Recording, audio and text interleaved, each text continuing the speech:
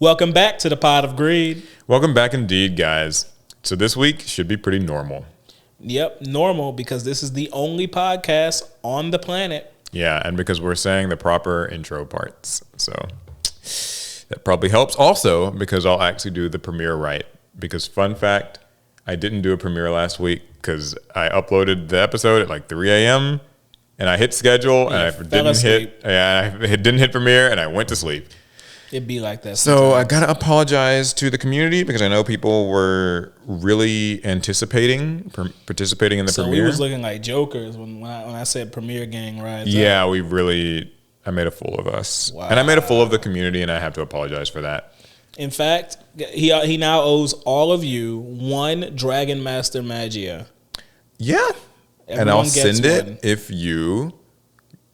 You know what? Actually, I'm not even going to finish that because someone's actually going to take me seriously. Where is my Magia? Yeah, so welcome back to the pod, guys. Thumbs up, of course. If you're in the premiere, press a 1 in the chat. Up. And I do have a review for us. This one is actually an older one that I missed, so I figured it would be fun. I like this podcast, and it gives me information on what's happening with Yu-Gi-Oh! Buster Blader is the GOAT. Are you sure we haven't read that one before? We probably have, but I feel like I don't remember if we have. I mean, Buster Blader is kind of the GOAT. I'm not going to lie to you. I mean, yeah, Buster Blader's cool. I'm pretty sure it's like top 10 most iconic DM era monster. It's in Kazuki Takahashi's top 10. I remember we did a short on his like top 10 like favorite monsters or whatever, and Buster Blader was up there. He said he liked it because he liked the little 3D model they made for it for some of the early like games. Yeah, me too. It's always a really cool thing. I also feel like Buster Blader's armor look inspired a lot of monsters going forward. Yeah, I mean, they're that I don't even know what you call that style. It's like Kazuki Takahashi. I feel like it's like his unique design he made for a lot of monsters like that. Because it's the way he draws armor and the way he draws dragons or Drew. He's no longer with us, but those two like very distinct styles. You can just see them across all of even the newest Yu-Gi-Oh stuff. Like point. The card I think of the most is like number 39 Utopia. Always just feels like it's so sort of inspired by the Buster Blader armor look. So. It helps that he also has a big old sword that he holds in a similar-esque manner. Yeah, it's interesting because it's like the Buster Blader kind of reminds me also like the Buster Sword. Cloud's like Buster Sword. So fair, and they both have the same like jumping motion when they attack. Like when Buster Blader. Like, I wonder if there's, like, some inspiration between those two things. Could be. I mean, Kazuki Takahashi was very honest that, you know, he was inspired by other games and properties. Yeah. Other franchises. So I wouldn't be surprised at all. Point is, good taste, and thank you for the review. Remember, you guys, if you're listening on Spotify, Apple, Amazon, any of the places, YouTube podcasts. Leave us a review. We'll read it aloud, and maybe Paul will sing. Yeah, maybe Alec will, too. He'll even dance. No. I will dance. I won't sing, but Paul has to do the singing. So, now that that's out of the way, I just want everybody to know that this has been a really great week for Yu-Gi-Oh! Alt arts. It sure has. Like, there's been a lot. They even caught my notice, and I've never checked them. Yeah, because there actually isn't like a lot of Yu-Gi-Oh! News per se, but like these alt art reveals have been just like really exciting. Fire. So I don't even know like where to start with these because we talked about a few of them last week. So I don't even remember where we left off last week, to be honest. Yeah, I know that okay. I don't think that we talked about the Cyber Dragon Lightning Storm, the Eldritch Pot of Extravagance, and the Evil Twins Called By. I don't remember talking about those. Did you see these? We didn't talk about those? We did not. We might have mentioned one. I mean, we talked about them. Yeah, we talked about them. I guess we didn't pod them. Okay, so yeah. That's some of the like staple cards that are getting alt arts is Cyber Dragon Lightning Storm. I thought that looked really awesome. Evil Twins get Called by the Grave, which looks like they're playing like this RPG game. And I'm trying to find it actually. And then it looked to me, I thought they were reacting to a video, but maybe it was. Or I think they're like, so like here it is. And basically it's kind of like, I guess they're streaming a game. Or something. Yeah, they're definitely streaming that game. And somebody like falls down this hole, and I guess that's sort of like. And the hand is coming out the hole, similar to like Called by the Grave. Yeah, I get it. I am with it. So I thought that was really awesome. Here is the Pot of Extravagance, where Eldritch is sort of shown to be. I guess he's Like, inside of it? Yeah, he's emerging from the pot, which makes the pot of extravagance look like it's huge. it does look huge. But we never could tell how big these pots were from just their card artworks. Well, you kind of could with Pot of Greed, because like Pot of Greed, like it a was lot of the shown goblins with are characters, trying to steal it, and so it's like it's actually about this big. But the combined pots, the super pots, so who knows? What are these creatures that are coming out alongside him? Are these those summons? aren't named monsters, but we know that the Golden Lord can summon golden zombies.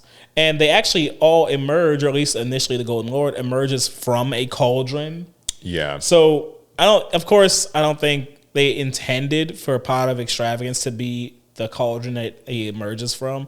But boy, was that a great reference. And then there's Lightning Storm, which this features Chimera Tech Rampage Dragon, sort of implying that I guess he was the one causing the Lightning Storm all along. Maybe. Which there's no way when they drew Lightning Storm, they were like, oh yeah, Chimera Tech Rampage, that's the guy, that's the one who did it. Yeah, and so I remember seeing these, and I thought they were all really cool for a couple of reasons. The first being just that, like, and there's more alt arts that we still got to talk about, but the first being just that, like, Yu-Gi-Oh! Kind of seems like it's embracing alt arts a bit more. You feel like that? I feel like we've ranted about it enough times, and they kind of dipped their toes in, what was that, 2 years ago with alt arts? Yeah, a few years back. And now kind of they're with, just like Maximum Gold. Now they're just starting to roll the alt arts out. I mean, I say roll out. This is one set that has a bunch of alt arts in it. It is the quarter century art collection. So. But like, I know this is also the last quarter century set. My hope is that at least once a year we get a set that features alt arts. Even if it's just once a year, I'll actually take that. This is way better than what we're used to. Yeah, Yu-Gi-Oh's approach to alt arts too is kind of interesting to me. So typically, like, games will make alt arts be kind of the harder thing to pull in a mainline set. Mm-hmm. So like Cars release, so for their very first release, will already have like alt arts out the gate. Yu-Gi-Oh! Conversely kind of like waits. Yeah, wait years. And sometimes waits years. And then you'll get alt arts. But also they typically don't make them super exclusive to get. Like everything's going to be in this quarter century art collection, or I guess for us that's probably going to be like quarter century Stampede. But they will be quarter century rares. Yeah, but they'll be pretty easy to get. Oh, easy-ish. Well, no, like remember, it's going to be like everything's in every rarity. But not the alt arts. The alt arts are always only in one rarity. Oh, really? I did not know that. Like the new alt arts in the quarter century sets are only at the highest tier rarity. Okay, I didn't know that. So they can still be a bit of a little harder to pull. A little bit of an issue to pull, but these are still quarter century sets. It's way easier than a mainline set. Okay. Now, you pointed out something interesting about these three alt arts in particular that I had not caught on to. Yeah, once I wasn't sure until they showed off the Evil Twin Called by the Grave. I noticed that these are all alt arts for the tactical tri-decks in Japan. And the only reason I thought about that is because if you've paid attention, we've been using the tactical tri-decks. Yeah, we made some dual videos with them. Please go check those out. But so basically each of the three tactical tri-decks got a staple card and one that is included in their deck and is typically associated with being used in their deck. Like Cyber Dragons will usually use Lightning Storm against you. Eldritch will usually start their turn with Extravagance, so on. And Evil Twins, they can and will call by you. They don't want to get hand trapped. And so I thought that was really cool that each of them got like one staple reimagined within like their archetype. That just seems really neat. For me, it was a little bit bigger than that because it felt like for the first time ever, a very clear marketing decision by Konami, even if it's Konami Japan, to like target their fan base and try to actually develop them. It felt like they really want people who bought the tactical tri-decks to feel like that was a worthy investment and you get to keep playing Yu-Gi-Oh! That's what I was going to say. Like, it feels like they're really catering to them a lot because also in Alliance Insight, each of those tactical tri-decks gets 2 more cards. Eldritch gets 2, Evil Twin gets 2, Cyber Dragon gets 2, and they're very specifically kind of centered around the strategies introduced in those tactical tri-decks. And all in all, it just kind of makes me feel like, man, I think that they are doing a really great job because I know that those decks, which reminder, it's like a $10 deck, really like closer to $7 or $8 in US conversions. But these are these decks in Japan. There's 3 of them. You buy it for $10, and this is like a fully playable deck out the box. We're talking, You really don't need to make any changes. it's got like droplets, dark, roller no more, lightning storms, imperms, ashes, like in multiples. Yeah, it's got 3 ofs. 3 ofs of like the core engines. Like they're not being like, okay, you get 1 evil twin Leela and 1 evil twin Kiseko. No, like you get 3 of each. Like, and you get Kiseko Frost, and you get like 2 of each of their link monsters. Like, it is a full deck for the most part. They run hand traps. The engines are run lean. Cards that you would not want to run 3 of, they don't make you run 3 of it. Eldritch has floodgates, like in the box. Oh, disgusting floodgates. So it's really interesting then that like they are continuing to support them post launch, and I think that is good. And it also makes me sad that we just don't have that in the TCG. Like the products themselves, we just don't have those. But it does make me optimistic because the TCG will follow behind the OCG at some point, even if there is a lag. If the OCG reports that this style of marketing, starting with a deck product, giving support to that deck, giving alternate arts to that deck, led to actually player growth and retention, at some point the TCG will be allowed to do the same thing. I mean, because we've been talking about how we need more structure decks in the TCG. And these would be so easy. It's light work, man. I also assume then that this probably means they'll be doing the same for Exo Sister and Rescue Ace, since that's the next pair of tactical tri-decks that are coming out in, I think, May in Japan. So that means that maybe a few sets on from that, they might get support, and then we might get some staples that have their cards in them. So to some degree, it feels like we're really following behind Master Duel, which is strange, as Master Duel follows the card game. I just think sorry, go ahead. I was gonna say, it just feels like decks that like really take hold in Master Duel and people just play over and over again, they get looked at for these tactical tri-decks, and then the tactical tri-decks get support going forward. So these really good bridge products. It's like they're creating this ecosystem, and it's hard to exactly put it into words, but I think I get exactly what you're saying. Because Master Duel, it gets what the card game gets later, but now the card game is getting what's successful in Master Duel. That's a good spiral to have. Yeah, it's a nice little feedback loop.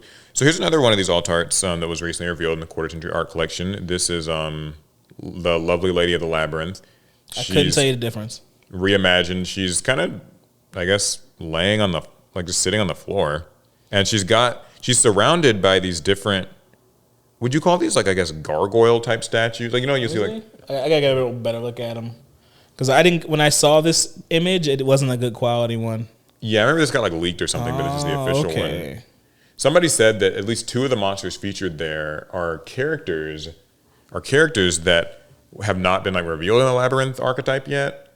So they're these ones that you'll see in the background of Welcome Labyrinth and stuff. But we still don't know who they are, so that's kind of neat. Well, why are they passed out? What did she do to them? Yeah, I don't know what's going on in this, to be honest. But yeah, is she evil? I'm very curious what's actually at play here. And then one that's been getting a lot of buzz as well is Diabellstar. Hey. So her new alt art is pretty different, actually.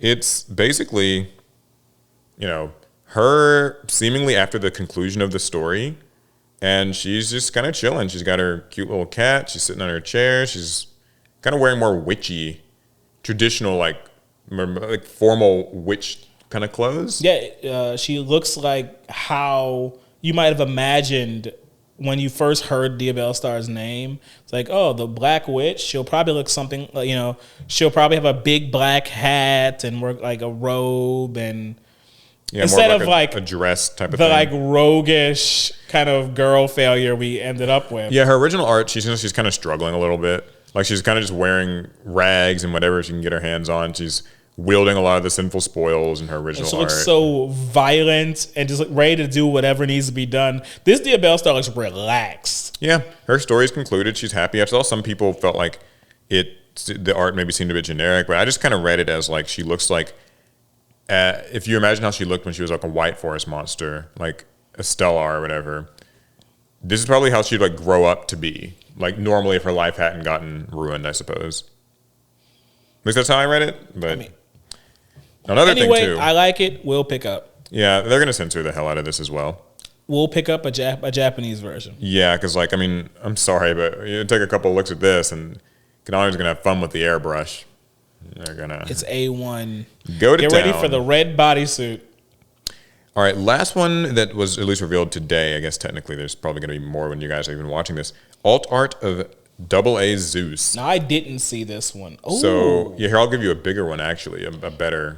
So this one picture. I did not see. Divine Arsenal AA Zeus. Ooh. This one's crazy. It's Sky Thunder. so detailed.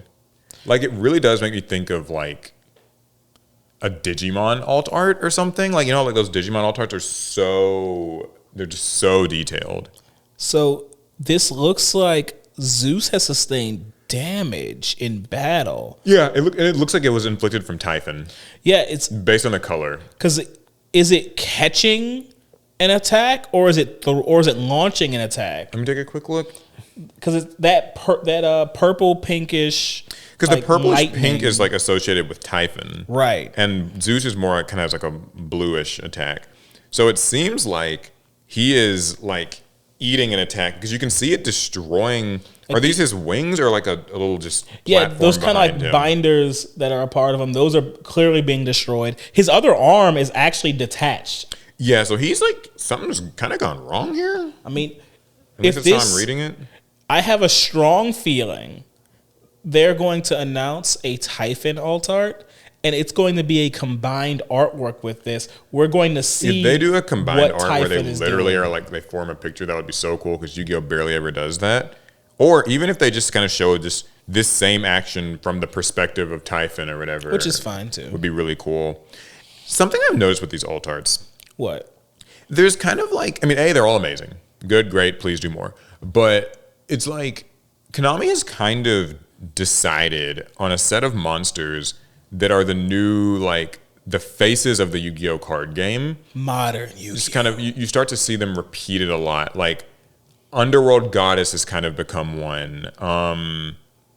Like, Zeus and, the Evil Twins and the Eldritch, like, and stuff like that. They just all kind of taken on this new role as, like, they appear a lot. Mm-hmm. I don't know what I'm trying to say. Like, I think people listening will kind of understand. Like, it's just... They show up in staples a lot more now, and like I would not at all be surprised to see Zeus show up in like some staple spell. I mean, to some degree, these monsters, these cards, are more of the face of Yu-Gi-Oh than any DM era card is. Yeah. Like modern Yu-Gi-Oh is much more attached to AA Zeus than it is to Dark Magician of Black Chaos. Yeah, and it's something, like for example, Underworld Goddess of the Closed World. At first was kind of just this random like Link 5 monster, but then they gave like, the Closed Moon monster or whatever, the little small one. Mm-hmm. And I also remember like Underworld Goddess got featured in some OCG product, like back when they were doing those early quarter century things. You'd get like special sleeves and a deck box with her. God, the OCG gets so many better products than us. Like, it's crazy. She had a die and everything. They did the same thing for Chaos Ruler. Yeah. The chaotic magical dragon. And it kind of made me think, like, they seem to sort of favor some of those monsters. Like, they're putting them all under a bit of an umbrella, and I think that's cool. There might have been some, like, popularity polls that were done, some surveys that were conducted, and they found which cards players were vibing with the most. Yeah. Because, I mean, I feel like they haven't missed yet. Not really. Yeah, they all look cool, and they're great, and I can't wait to get them. Honestly, these alt arts are more exciting for Quarter Century Stampede than anything. Because, I mean, like, we've already talked about how in Stampede, it kind of feels like they're out of interesting... Like, there aren't that many more reprints they can do that people really need, like, outside of... Like, I know there's stuff from last year, like, I read like Dominus, whatever, or Molcharmy, but, like, in general, most of the staples have kind of been reprinted. So I think that these alt arts are going to be some of the bigger pulls, and I really hope that they put more of them on playmats and sleeves and like really let you kind of like show your love for the game with these cards. Agreed. I'm 100% with that. Next thing is there's a Fiend Karibo counterpart that was revealed as a V-Jump card. Karibo always a Fiend? Yeah, so Winged Karibo is like the fairy version of it. This one is called Dark Karibo, which I guess is also still just a fiend. Like, Karibo's always been like a fiend monster. It's always dark, too. But this is like a more evil one. It looks a little naughtier, a little more sinister. It's got bat wings and it's kind of mad. So... Though its effect has not yet been revealed. So they gave it wings. Could we interpret this as a dark winged Karibo? It is, yeah. Or at least, that seems like because if we're doing what that, it must be. Then I wonder if this Karibo is evil hero support. That wouldn't surprise me, actually. That would not surprise me. That is, I had not thought about that, but I think you're so right. We've had so many Karibos. At some point, you just kind of cross off all the archetypes they've made a Karibo for. It's like evil heroes. That feels about right here. Like, I mean, the timing would be kind of right on, And and they could even make it maybe more of a like a fiend support Karibo, where you could run it for Yubel or evil heroes. Yeah, you could even since those are both tech it in something like Labyrinth or like, I almost call them Judai, but Jaden cards. Jaden use. Yeah, so that's kind of a neat little thing. Also, just a quick little update on some Yu-Gi-Oh merch. I know not that many people really care about this. This is sort of a big deal. So the official Yu-Gi-Oh online store is now live. And you might be thinking, what is that? I sort of was too.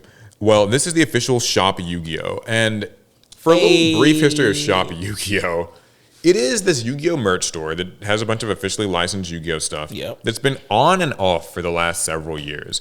We used to be partnered with them. Or we kind of were sponsored by them for like a short little while, and then that sort of disappeared. I never heard from them again. I got ghosted. But I think they shut the shop down a couple years ago for like renovation and never really gave too much information on when it was coming back. But it is back now. And so you can go to shopyugio.com. I'm looking at it now. And they actually have revamped the site. It looks a little nicer. There's some new merch. I'm seeing the same products. Well, some of the new cards, they have a lot of the same stuff that was there. But there are some new products, like this new like Pot of Greed shirt/sweater, a new Blue Eyes one, a new like sort of Slifer design. You can see them here. I think that they look... I'm looking at them too. Yeah, they look really cool. I was thinking I might order us some. Maybe the Pot of Greed one. Yo, this Exodia is fire. Let me see.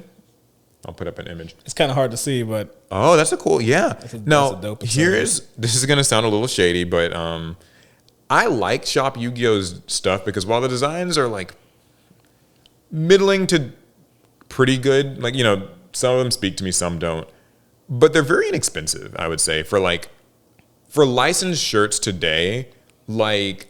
If you're buying Hypeland shit, like if you see like Hypeland prices and some of those other things, like you're gonna kind of pay for that stuff. And admittedly, I do think like a lot of Hypeland stuff is much more fashionable and bespoke, and might even be using like better materials or whatever. But like, still being able to get like a cotton shirt for like $20-$25. I mean, it could be even cheaper, but I think that they have hit a pretty good.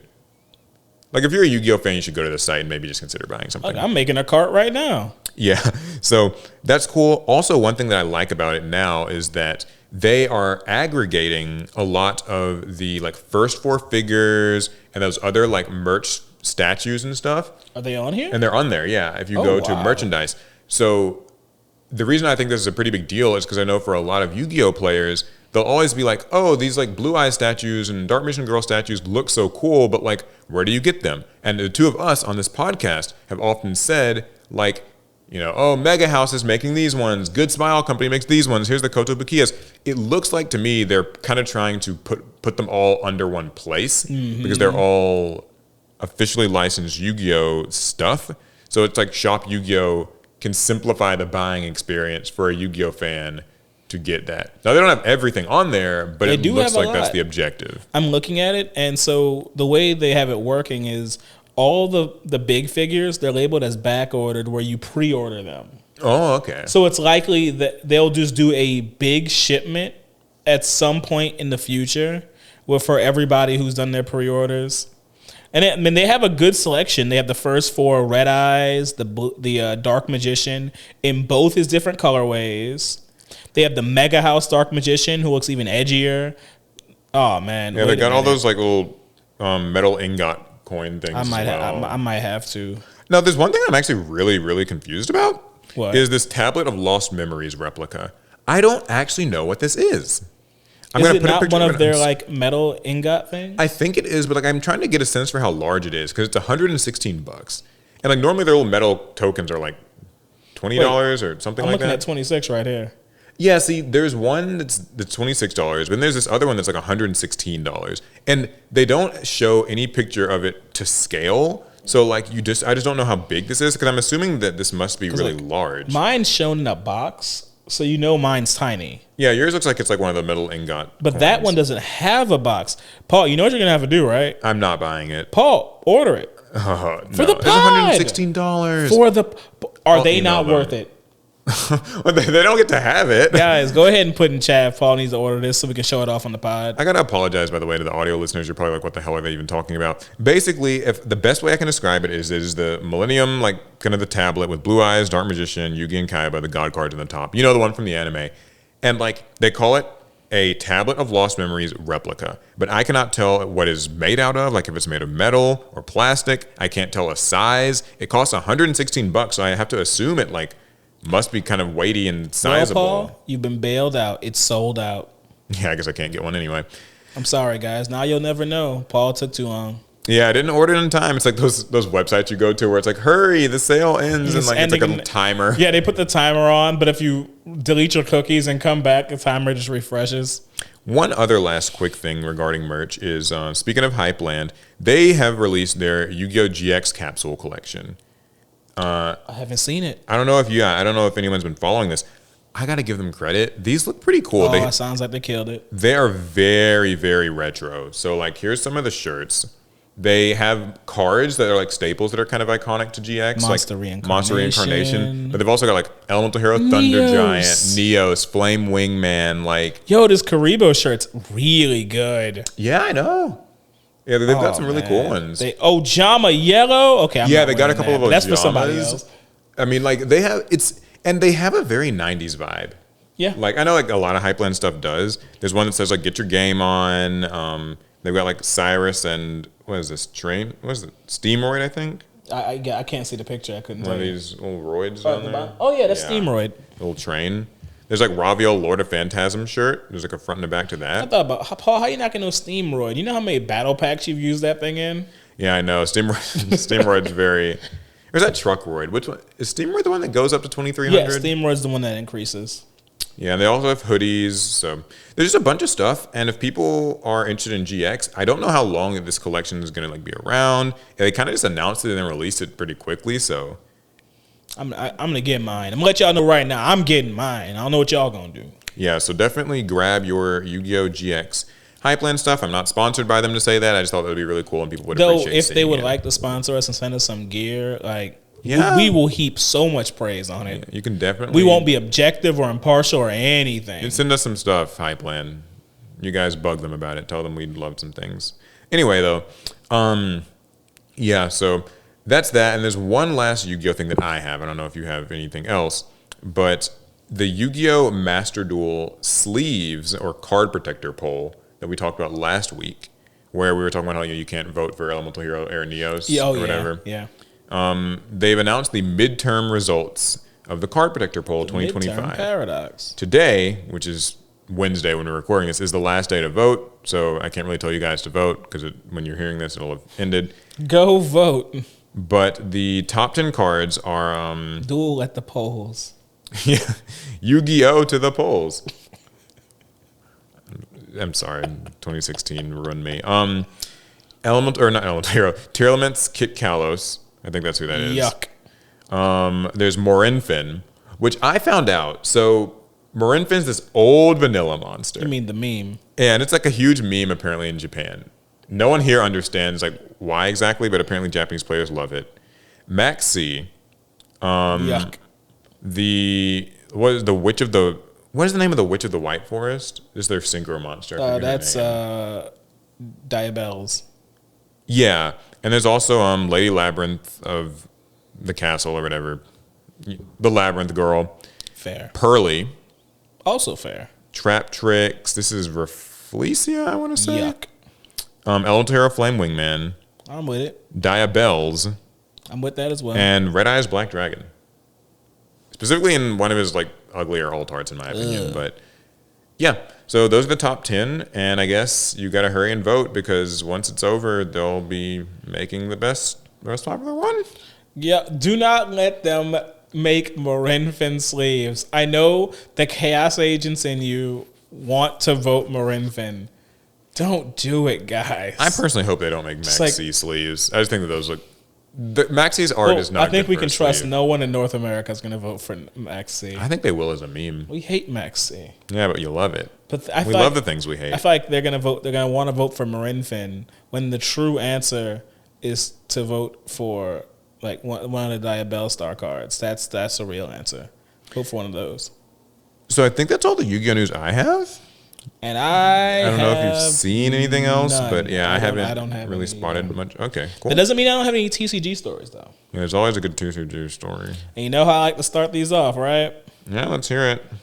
An update on the Pokemon Crime Wave. Oh, there's updates. Yes, so last week I Melbourne. talked about the Melbourne crime wave that was going around. Okay, sorry, real quick. Somebody in the comments corrected me and they said that it's Melbourne. What? He says that most Americans pronounce Melbourne wrong. We say Melbourne, but it's like Melbon. That's like basically how like you would say it, like Melbourne. Melbourne. That's what he said. I mean, like, if he's wrong, blame this person in the comments. But that's what somebody told me. So Like I feel like, cause like I know. Yeah. oh man, it was difficult because I've pronounced it one way for so long. To pronounce it another way and not be sure of the source. I feel like I just look stupid. I mean, I'm going to take this person's word. Say what you want. Point is, anyway. Oh, it's in Australia, all right? Yeah. The Australia Pokemon crisis continues. The police have cracked down on the culprits and shed light on a syndicate that's at play. We're using the word syndicate again with Pokemon crime. When the word syndicate comes into play, things have really kind of gone off the deep end. So 4 people were arrested last week. It's alleged the group were also involved in stealing 6 cryptocurrency ATMs. So that, these were just criminals, not just card game criminals. Okay. They executed search warrants in this place that I'm not going to even attempt to pronounce, uncovering more than $50,000 in goods, including approximately $50,000 worth of collectible trading cards, including Pokemon, Lorcana, Yu-Gi-Oh, Magic the Gathering, Dragon Ball Z, AFL, and NBA. So they just kind of had all. So it's just a group of people who are taking like everything. 5 firearms allegedly stolen, 100 stolen car keys, ammunition, a pill press machine, and stolen power tools. They were actually an organized crime group. Because it turns out they were actually backed by a Middle Eastern organized crime syndicate. Yeah, they identified the crime syndicate that was backing them, and while they can't go to the Middle East to shut it down, they at least allegedly have put a stop to this specific group. So this was the group that was breaking into the stores and stuff? Turns out they're bigger criminals than we thought. I saw a video. Somebody actually submitted it in the Pot of Greed. Either they submitted it on Twitter or in the Pot of Greed submissions, which was showing, this is like a video of them like robbing a car or something. Oh, no, this is them getting into the shop. Oh my God, yeah. I think I saw one of these videos. That's crazy. Yeah, somebody showed me something where it was like on Instagram, people were like breaking things, and they were like just tossing all of these cards into trash cans, just giant trash cans, like rolling trash cans that they brought with them. And so they'd broken in, destroyed shells, and they're just like taking every sealed thing and just dumping it in the trash can, like running out. Yeah, it was crazy. Standard D&E practice. That's also a reminder, by the way, guys. If you don't know, you can follow us on Twitter. We've got like the Team APS Twitter that you can follow, but there's also just the Pot of Greed Twitter if you want to follow that. What? You guys couldn't see. I gave Paul the craziest look for promoting us in the middle of talking about Well, I said no. I'm not saying that as okay, yeah, sorry, that was really badly timed. What I mean is, people might be wondering because when I said somebody sent me this, and so somebody might be wondering how would you send me things? That's one other way that you could send us stories is just that's true. Tag us on Twitter or whatever. Or x.com. Yeah, that is not meant to diminish the severity of the situation. It's but more importantly, you can follow us. Yeah, more importantly, here's my plugs. Follow me in here. Send me money. No. But what was I going to get at? Yeah, this is the second time a large organized crime syndicate had some dealings in the trading card game space. Wasn't the first one in China? It was that the story? Japan. A Japan crime? Yeah, okay. I think it's a sign that we need to course correct in trading card games, because now real criminals, not just a guy who stole from the binders at your shop. Real criminals are recognizing the monetary value of our trading cards, and they're adding that to their list of things they steal now. And it wasn't always like this. Yeah. You know, I think what's probably happening, like, I know this is all the old rehash, the 2020 Pokemon boom and stuff like that. Like, that is a big cause of a lot of this. But something that I also think is happening now is, like, people are probably realizing that, like, trading cards, and someone can, I feel I might be missing, like, an obvious example here. Mm-hmm. But I think that in the eyes of a criminal, and I hate to, like, put it out here like this, trading cards and card shops are easy marks. Easy licks. Like, just because card shops typically are not the most secure places. These are very small businesses, right? Glass windows. Yeah, glass windows. Things are very visible, and like I think for a lot of these people, it's easy to quickly just dump a lot. Like what that video I saw where they were like just dumping stuff into those trash cans, and like because they don't have, it's indiscriminate, right? Like we're just gonna get all the sealed product we can find and just dump it in this trash can and go. And there's a ravenous like group of people online that will just buy that stuff up. You just sell it at a lower price than market price, and it disappears. And I think compared to maybe like just because I know people obviously steal TVs and other stuff too from like your big box retailers, but like those places are typically more secure. They're typically more like they will pursue you much more heavily. Mm-hmm. Like a card shop will kind of just have to like file a report with the police and kind of wait and see what happens. Whereas like Best Buy is like going to be after you. They're going to be on your ass. Because a TV has a monetary value that's easily understood and can get a situation classified as a felony. Trading card game value is rough, right? Yeah. Because a booster pack of cards is worth however much that pack is worth, but the cards in it might have a street value that's much, much higher. And like I said street value, I said market value. Street value is some other thing. I mean, actually, they're becoming kind of comparable. Can you imagine like, right? You go to the corner and like the dude dealing Charizards? It's like street value on these went up, bro. I mean, the thing is, like, some would say it's not far off, though. Like some people feel that way.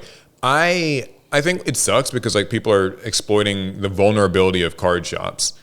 We talk about this pretty much every other week. Card shops do not make a lot of money. If you are running a card shop, you're not doing it to be filthy rich. You're doing it because like this is a passion for the love of the thing. game. It's a love of the game. You love the community, and you know, it's like bad things happening to good people, sort of. I mean, you got to look at the things that came before. GameStop had a problem for years with theft. Mm-hmm. Whatever GameStop has now. Those pull down armored like I don't know what you call them, not doors, but yeah, I know what you're talking about. They all have extra security. You've all seen them pull those things down to make sure people can't get in. They lock them up with like 2 and 3 locks. Like you're not getting into a GameStop. Same with when you see like these Targets and Walmart and stuff having to like lock the cards behind glass and all. Like where they'll put like the glass cases and the locks and like all these things, and you have to like ask an employee to even be able to like buy them. It sucks that it's gotten this way, and it's all just scalpers at the end of the day. We need to course correct the state of card games. But how do you do it? The overprint. Fair. I know the companies don't want to do that, and they don't really care if we're safe or if the card shops are happy. But if every card game just overprinted a bit, we don't care about litter anyway, overprint these cards, crush that value, then the crime just stops. But yeah. They won't do that. It's difficult because they're thinking about their bottom line, not about our safety and the ability for card shops. It's in their best interest though to like try to take care of the card shops though, because like when you think about it, hey, every card shop that gets robbed and has to eventually just close down, and because one less place that can sell your product. I'm telling you, your card shop probably can't handle more than one B&E. Yeah, card shops do not make enough money to be able to just to recover. Like on a dime. Yeah, that's the thing. Like, a big box retailer, people steal from Walmart every day. Not saying it's good or bad, but like it happens, and like it's just they literally write it into expected loss. Like there's an expected losses section of their ledger. Card shops don't really get to do that. So no, wouldn't that be crazy? You run your card shop and you just have a section for how many how much you expect to lose in thefts. Anywho, stop stealing Pokemon cards. And any cards, really. Yeah. Stop stealing. Don't steal. Come on. Yeah, leave it to the professional criminals now. Yeah, leave it to the crime syndicates. Because it seems they really do it. You might call like stealing from your binder, and you might run into a real criminal. Now you got a real problem. Anywho, yeah. Well, what's the magic news? I say as if you could have possibly missed the news this week. So, Magic the Gathering announced or at least they revealed the products for their Final Fantasy collaboration and Universes Beyond product line. Yeah, this is huge. There's so much stuff. So, where do we start? I'm going to start off with the release date of June 13th, 2025. Yeah, this is Magic the Gathering X Final Fantasy. And if you don't know about Universes Beyond, it's the program where Magic just brings in other IPs into their card game, usually around a set. They've done Assassin's Creed, Fallout, Lord of the Rings. Yeah, and this time it seems like Marvel, obviously, the big recent one. This time it seems like they've netted a big fish with Final Fantasy. Oh yeah. And we finally got a look at the Commander precons. So what do we have? So, Paul, you're a big fan of Final Fantasy 14. Yeah. So you'll be glad to see that Y'shtola from Final Fantasy 14 is on the cover for the Scions and Spellcraft precon deck. Yeah, I saw Y'shtola. I saw Cloud. Obviously, He's got to get one. Cloud's on the counter. That's not Cloud. That's Tidus. Cloud's on Limit Break. Yeah. And then they had Tidus from Final Fantasy X on Counter Blitz. They had Revival Trance with Terra, Final Fantasy IV, I believe. Well, she's 6. Is it 6? I don't remember. 6, my bad. I get my lower numbered Final Fantasies mixed up. Except for 1. You can't really mix up Final Fantasy 1. Yeah, so that's the 4 Commander pre-con decks. I also saw that they are doing like the full loadout of things. I saw like they're doing play boosters, collector boosters. There's a starter kit where it comes with 2 decks, one featuring Cloud, one featuring Sephiroth. Very good picks. People will love that. I also saw that the Commander decks have a special edition bundle, like a collector's edition, where the boxes are white instead of black. Oh, I didn't even see that. Yeah, Where's that they have one? a special edition one where they're white instead of black. So I don't know what like extra comes in. I think you get a serialized card. Oh, or something okay. like that. Yeah. So there's, they know this is a big collaboration. They're adding new products to the product line just to try and milk us for all they're gonna get, and they're gonna get a lot. They're gonna milk me for a lot. There's I'm not also gonna a make gift it, y'all. bundle as well. So Y'all, I ain't gonna make it. I'm gonna be honest with you. I also saw some unique individual cards like that. Everyone's been talking about like the jumbo cactar. Oh yeah, the one that deals what 9,999 when it attacks or something, just crazy. Get that thing trample. I also saw like this one bundle that has like Lightning and Sephiroth on it, so I thought that was really cool. Lightning and Sephiroth, a pair that's actually more fitting than you think. Yeah, although she would kill him in a fight. But better or worse than Cloud? Lightning is much stronger than Cloud is. Woo! No, that's not like a fanboy thing. Like she's by the end of her story, she's just like the goddess of time and like everything. Wow. So I mean, no, I think that in their regular occurrence, like just the kind of just how they look normally in game, it'd probably be just a close fight. But Paul, you've made a lot of enemies today. I hope I have. I don't know. Cloud's cool, but Lightning's cooler. Paul's mentioned it before, guys, but he is a big fan of I'm a Final 13 Fantasy stan. I actually have a pretty interesting relationship with Final Fantasy because I got into it at 13. Which is when a lot of people claim to have gotten out of it. Yeah, a lot of people say they hated it. And I understand, 13 is not a perfect game, but I think it's a game that I really like. It was a very formative one for me. And since then, I've been a Final Fantasy fan. So, we regularly play 14. I played the hell out of 15. Really liked 16. And the Rebirth series, obviously, that's like something I've been really invested in. So basically, I'm kind of like what you might call like a modern Final Fantasy person. Like I don't have as much experience with 12 and back. So which is a shame. Final Fantasy 12 is one of my favorites. Yeah, I hear 12's a lot of people's favorites. 10, oh no, it's not. Wait, not 12, 10. Yeah, 10. 10's the one that everybody likes. I was going to say 12 is not some people don't love 12. And then also everybody talks about the classics, and there's like a lot of bundles with them. So how do you feel about the whole thing? I'm going to be broke, man. I'm feeling really bad, honestly. So when you say broke, like... I'm going to spend as much as I possibly can on these. Like, whatever amount of disposable income I have will just be, it'll evaporate when this comes around. It won't exist. Like, card game wise, I'll be great. I'll be ecstatic. I'll do what I did with Lord of the Rings. I'm going to build Final Fantasy decks with only cards released in this series. Yeah, that's the sort of thing And I'm going to have one for each game that I love. That'll be Final Fantasy 7, 14, 12. I wonder if they'll have anything from Final Fantasy Tactics. Maybe. We'll see. I definitely will be building something from 13, something from 15. Oh, yeah, 16. I almost forgot about 16. Yeah, I'm hoping 16. They said they're going to be representing all of the different games. So that'll be sick. Though also impossible because there's a lot of Final Fantasies. There's so much Final Fantasy. It must only be numbered games. Yeah, it's going to be numbered games. I don't think it's going to be like everything. Now, there is Strangers of Paradise or From Paradise. Oh, yeah, what the guy is always screaming about Chaos. What's his name? We're going to kill Chaos. What's that guy's name? Jake? Who knows? All we know is he turns into Jay. What's his face from Final Fantasy 1. Anywho, there's a little bit of controversy around these products as well. Are they too good? Are people...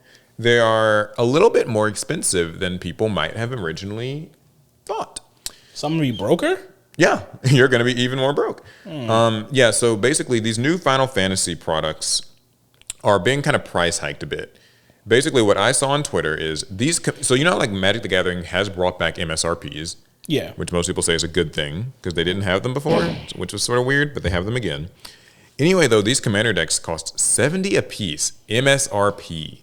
Woo! And that out the gate, I got to say, that's nasty work. Honestly, like, my first thought was light work. I'm going to have all four. Good for you. You're going to be broke. Yes, I will. But yeah, so it's going to be 4 Commander decks. They're $70 a piece. The Play Booster box is $200.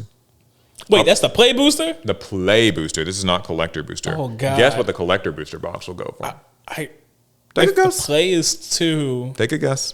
Collectors, I feel like we're flirting with 4 higher or lower. 4. Keep going. Finish the 400 and $55. Okay. $455 for a collector. God, $455 for a collector's booster. Yeah, okay, I have to get 2, I guess. Yeah, these are rough prices, and also you kind of add your LGX tax on top. Can't Guys, forget that. it's okay. We don't need our kidneys like that. Yeah, so this one's I gotta say, I know a lot of people have been excited about this, and I'm excited too. But I do think that it is worth talking about. Like, what I think they're basically doing here is offsetting the price, the licensing fee that they likely had to pay to make the set onto the consumer. Is kind of what I'm hearing, or like I can't imagine as much of anything else. But it's a smart practice, right? They're making these products for people who are super fans of these franchises. We're more likely to accept that price than someone who's not a fan, which is fine because the product isn't made for someone who doesn't like Final Fantasy. So it's interesting you mentioned that, because if you'd said that same thing about 6 months ago, I would have been like, yep, you're totally right. But I've since learned something that I actually remember we sort of talked about on the pod, and I've heard this from other Magic the Gathering players, and you were explaining it a little bit, is part of the reason people don't like some of these Universes Beyond sets, outside of them maybe, tarnishing the lore of Magic, is that they're legal in standard format. Oh, yeah. And that actually makes this pricing thing a little bit more of an issue. As long as the cards aren't good, we're good then. Yeah, I'm sure the cards from the big new collab set won't be any good at all. Yeah, so somebody was saying on Twitter, they were saying, this is from Saffron Olive. This is like a Magic the Gathering account. I see him on Twitter sometimes. I don't really know that much about him, but his posts seem to be all right. Anyway, he says, I try not to read too much into prices before a set releases, but if Wizards is going to charge premium prices, like $200+ for a Play Booster box, for standard legal Universes Beyond sets, it's going to be really bad for standard, right? And a lot of people were agreeing because that's the thing. What you said is totally right. If this was just, okay, we're going to milk these Final Fantasy fans and get them into Magic and they'll pay these premium prices, you'd be right. We can kind of just ignore it. If you don't like it and you don't want to buy it, you don't have to. But now if you're just a standard player and you need to get these cards simply because they are because they're just good playable cards. Oh, that's an issue. It's certainly a little bit more complicated. Now, I don't play Magic, and I certainly don't play Standard, but I would like to hear people's opinions on this because I can't imagine anyone's pleased about this practice. No, you're 100% right. That will definitely cause issues. Because I remember when Lord of the Rings came around and the card Orcish Bowmasters popped off. I opened up so much of that product. I must have had like 7 of them bad boys running around. You know how much one copy of Orcish Bowmasters goes for? How much? Like $50. And Orcish Bowmasters was not like a especially rare card. It just happened to be really powerful so that even if you did not care about Lord of the Rings at all, you had to, get your copies if it was in the colors that you played, or 2, or respect it because other people are going to be playing against you. My guess with this is that people will probably just open enough of it because it's going to be so popular. It will be. So much of it will get opened that a lot of just singles and stuff would flood the market and presumably it won't be an issue.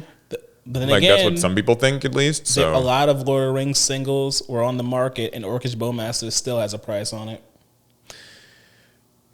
Yeah, so I don't know. I just thought that was kind of interesting because it seems like it's sort of an aspect of it. Like and not trying to be like a Grinch here, but I give Konami the same treatment. You guys know we bitch about them every other week here. Also, sometimes we put on a Konami cap and we cape for them. Yeah, sometimes we got to defend them.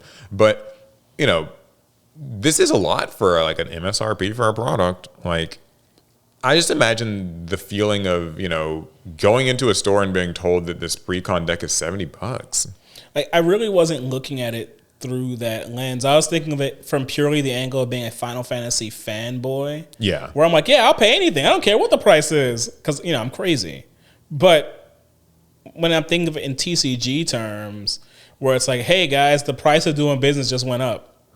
Yeah, I mean, I wonder, too. It sounds like for now this is just sort of a price that's going to be reserved for Universes Beyond things. And the regular sets, because we just saw like Ether Drift or whatever that came out, it had like normal prices. So it sounds like regular sets will be normally priced, but since each year there's about 2 major Universes Beyonds, they'll just be higher. Yeah, on average, you will be paying more this year for like playing like the standard format in Magic or any other format where these cards are relevant than you would have in previous years. It's kind of like that if in Yu-Gi-Oh! One of our mainline sets every year just got like a price increase by 20%. Yeah, something else interesting that I've been kind of reading about as I was just sifting through these Twitter threads is also that Amazon now is like Amazon's matching MSRPs with Wizards. I think they might have like a deal or something where they do that. Okay. But like you can pre-order all of these Magic the Gathering, Final Fantasy things straight up on Amazon today. And you'll get them for exactly the MSRPs, which is pretty good. However, that actually, apparently this has been an issue for a while. That means that they are undercutting LGS stores. Yep. And what has been happening is that by comparison, your LGS looks like they're price gouging. Because they always have to price a little bit higher. Yeah, when in reality, your LGS just has to, have a slightly higher price. Like even if the pre-con is MSRP'd at, $70 or $69.99, your LGS is probably going to have to sell it for like at least 75 or 80. Yeah, I'm looking at it now.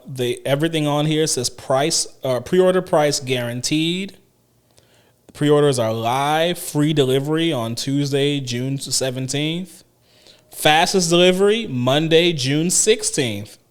Yeah, so now what's tricky about this at this point is it gets into this whole player versus shop versus like company angle. Yeah. Where if you're listening to us talk about this and you're just like a Magic player, or this applies with like a lot of Yu-Gi-Oh products too, you're kind of like, why? This isn't really my problem. I'll just order my stuff from Amazon, right? I will order my Final Fantasy MTG Commander deck from Amazon for $70 or whatever, you know, or order my Play Booster box and all that because that is the cheapest price. And you shouldn't not do that, right? You are a single person looking out for number one, and you just get the cheapest price that's available. Objectively, that's the correct decision. Yeah, that's what you should do. But then conversely, you're going to take the product that you buy and get shipped to you and all that. You build your deck, and you're going to go to your card shop to play. But you didn't buy the deck from the card shop, but you came to the card shop to play. Then the deck is like sitting on the card shop shelf, and because it costs, you know, 80 instead of the 70 that you got it for on Amazon or 85 or something, you didn't buy it there. They don't sell it, and slowly but steadily, you know. So that reminds me of an anecdote. I won't say any names. I won't say the shop's name either. But there was a situation where a shop had to ban players opening outside product in their shop. What had happened was a player had purchased a case of, it was a Bandai card game. I don't remember which one. They bought a case of a Bandai card game. And they brought it to the shop to open, thinking, oh, this is the card shop. This is where I do those sorts of things. Yeah. Not realizing how badly that was going to rub the shop owner. Yeah. Because, you know, they're ripping open card after card after card, and the cards they don't want, they're slinging to anybody who wants them. And the card shop owners is looking behind them at the full display of that very same set. It's like, yeah. And again, it is, I want to reiterate that I am not saying that you are a bad person for buying the products at the cheapest price you can find them. That's what you're supposed to do. It's just that, like, your card shop needs something to stay around. It's a more low to the ground example of like the movie theater food problem. Mm-hmm. You know, movie theater don't want you to bring your own food in. People sneak in food. They want you to buy the movie theater concessions. Buy our $10 bag of popcorn. And buy our like $8 small drink. And obviously with movie theaters, it sucks. But the thing is, card shops are, like in the last story, small businesses. And they're providing you with a service that, for all intents and purposes, you kind of can't really get anywhere else. And they're usually providing it for free, which is table space. If you consider how fortunate we are to have card shops where you can just walk inside like almost any day of the week, maybe they're closed on like Mondays or something, and just sit down, have a table to sit and play where other people will be and will be interested, and they'll challenge you, and you can sit and you can play and you can trade, and maybe there's like some snacks you can buy, and you can just play anytime you want. Just this, you can be there all day. This social setting, and not technically pay a penny, right? And then just like leave without buying anything, and just buy all your singles on TCG Player and buy all your sealed stuff on Amazon or whatever in their face. Yeah. I mean, and you're not buying from them because, oh, well, they're price gouging. Like they're, you know, the MSRP is 70 and they're selling it for 80. So why should I buy from them? But like if they weren't there, where would you play? It's just my like personal like doctrine, how I move. You don't have to move the way I do. I don't buy all my product at my like LGS, but I always make sure to buy some product there. I know I could get it cheaper online. I know I'm paying a higher price, but somebody's got to support the shop. Otherwise, the shop won't be here for much longer. Yeah, and I think we all kind of take it for granted because it's like, well, you know, you can say that, but they're still charging me too much. I get it. I mean, you draw the line where you want to draw it. It's just that like when nobody's card shop is going to close and say I didn't at least try and help. Yeah, like that's kind of my thing is, you know, I try to buy from these local card shops where I can. Just a point I wanted to bring up. I know that kind of is a downer on everything, so I'll say this. Yay, I think Final that Fantasy. this Magic Final Fantasy stuff looks amazing. I think that they really nailed the branding. The characters look great. Art looks great. The products overall are really cool. And I will be buying. So, you know. Yeah, I mean, you guys know. I'll be there. Poor, I will be partaking. There. So let us know, though, what you think of this collab if you want to weigh in on the comments or perhaps the premiere. because that will actually be premiering this time. I won't make that same mistake. There is one other quick little Magic the Gathering thing that actually happened a couple of weeks ago that I forgot to talk about. I guess I missed this. What was it? So here's what I saw. This is from IGN. Magic the Gathering Cinematic Universe announced. Did you hear I think about we this? did talk about that at some Did we point. talk about this? This is like, it's like from 2 weeks ago. Oh, okay. Maybe not. Hasbro has announced it will work to bring Magic the Gathering to screens everywhere. The Hollywood Reporter, and that's where this dropped from, says Hasbro is working with Legendary Entertainment to create a shared Magic the Gathering universe that will include both movies and TV shows, with the movie being the first priority. Boy, company's just looking for any franchise they can spin out. Yeah. So it sounds like you're not too impressed by this. No, I think it's cool that Magic can get vaulted up into like the mainstream like that. It's just that the cynic in me is just like, yeah, these corporations just literally trying to buy up anybody's universe they can turn into a franchise. Well, anyway, here's their quote. We pride ourselves on being thoughtful caretakers of singular beloved IP. And no property better fits that description than Magic the Gathering, says Legendary's chairman of worldwide production. What happened to the Gundam movie? The studio is behind such films as Dune, which was really good, and the Western Godzilla movies like Godzilla vs. Kong and Detective Pikachu. The Japanese still got y'all beat, though. So I will say this, that's a nice pedigree. Like Detective Pikachu is really good. I know the Dune movies are really well received. So presumably a Magic the Gathering movie, if made well, could be good. Yeah, it could be. I mean, it's got the lore, it's got the characters. Now, at the end of the day, that's all. I mean, that's what you need. Now, here's what's kind of confusing to me, because I remember we were talking about there was supposed to be like a Magic Netflix show. You might remember this vaguely. There was like a rumored thing. I think that's actually what I was remembering when I said I thought we talked about this already. Yeah. So while it's not totally clear, based on the report, it sounds like the movie and TV adaptations at Legendary are going to be unrelated to the Magic the Gathering animated series announced for Netflix. Though it could also mean that plans have changed and the animated series is now part of this larger shared universe. Well, the Gundam movie is supposed to be a Netflix deal, and now it's supposed to be a Hollywood deal. So yeah, sounds like things just kind of like change. When you deal with Legendary, things change. Yeah. Legendary was the ones doing the Gundam thing? Oh, okay. So yeah, it sounds like that's cool. I mean, like, I think that I'll say this about the Magic Cinematic Universe. Y'all better put loot on the screen. Do you think that this is being done as there's a plane flying overhead? Sorry if you guys hear that. But yeah, do you think that there's like the reason they might be doing this is kind of to double down on the core Magic lore, because so much conversation has been had about these universes beyond and like all these little secret layers and all this stuff that people feel is diluting, tap my Krabby Patty, equip my Little Pony with a Buster Sword, that sort of joke. I don't think... Or do you think this is just business as usual? I really do think it's business as usual. Okay. Like, this just screams to me, another, like, IP being bought up by a corporation so they can just try and make the next Star Wars, try and make the next Lord of the Rings. I mean, they'll buy anything. Any franchise that's already established with success in sales, someone's gonna buy it and try and turn it into a movie franchise. That's just how it goes. Like, it would be nice if Wizards took a long and hard look at their audience, saw that they were not properly feeding that core audience, and thought, let's make a series of movies and TV shows specifically for them, so that just to remind them that we care.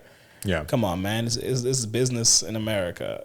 Well, speaking of cinematic universes, this isn't a story actually, but one that I wanted to just bring up on the pod, since it's been a while since we talked about Marvel and the MCU. We saw Captain America. We did. The Brave New World. We actually mentioned in the last podcast, I remember when I was editing it, that we were saying that we were going to go and see it. So we did go and see it. And first of all, if you also went and saw it, please let us know what you thought about it. I wanted to ask you, Alec, what you think of the movie. Now that it's been a few days since we've seen it, and you've had time to think and stuff, what is your review of this movie? I think it's a solid movie. It's not. It wasn't amazing. Once I took like a few days break from the movie, I didn't feel like my life was better for it or something had fundamentally changed. I just didn't feel like I wasted my time, which is good enough with movies for me. So, it was kind of like an 8 out of 10 movie. It's not an award winner for me. I don't expect it to really win the awards for the Oscars or anything either. Yeah, I thought it was all right. When I watched it in the movie theater, I was pretty pleased. It, just sort of a good action movie. I guess I'll start with the things I liked. We can just say things that you liked as well. Okay. I liked the action sequences. I thought those are all really good. Like, I liked the hand-to-hand kind of combat. Well choreographed. And well choreographed. I found there were a lot of creative ways.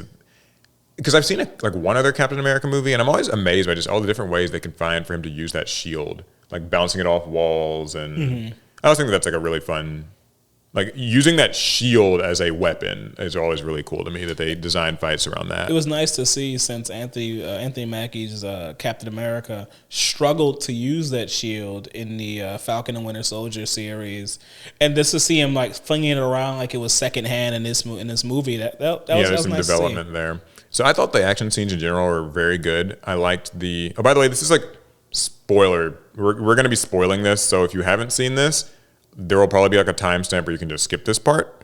But we'll be doing a good bit of spoiling. I should probably have said that up front. I mean, I wasn't going to spoil anything.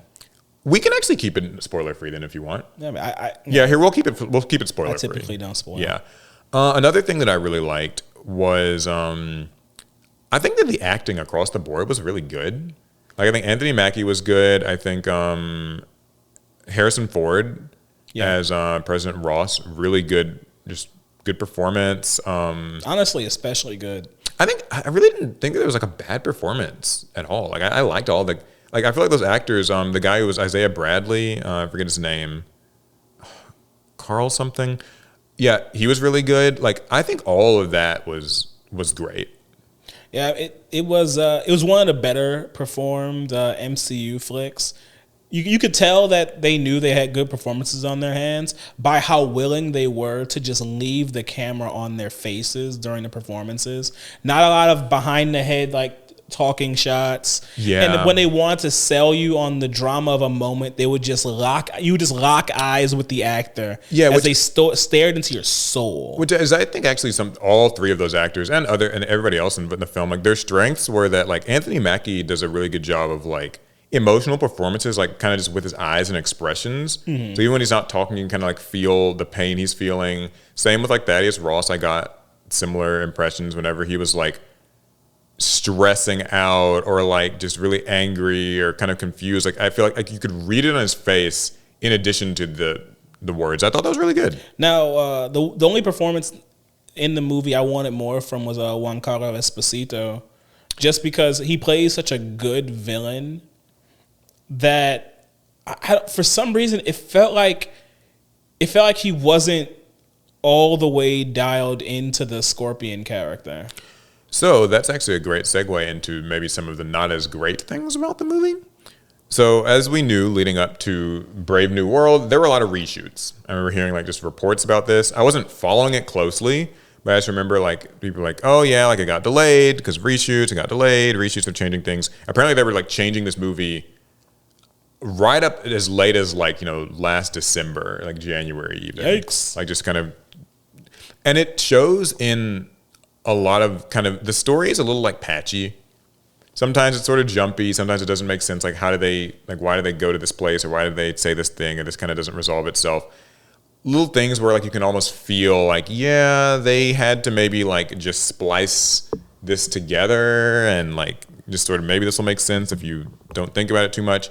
So there was a lot of that. And I think that it could sort of, for me, it made the story not hard to follow, but like, I found that there was a lack of attachment to Sam Wilson's Captain America in this story. He was certainly there, and you knew that most of the events, you followed him, but it didn't feel like the story had anything to do with him. It was like a Hulk story. Because it felt way more like a Hulk story. Yeah, people were saying, like, and I didn't even see that 2008 Hulk movie, but people were saying, like, yeah, you kind of need to, it's like, it resolves a lot of events from that movie, like character-wise and character arcs Norton and stuff. Hulk.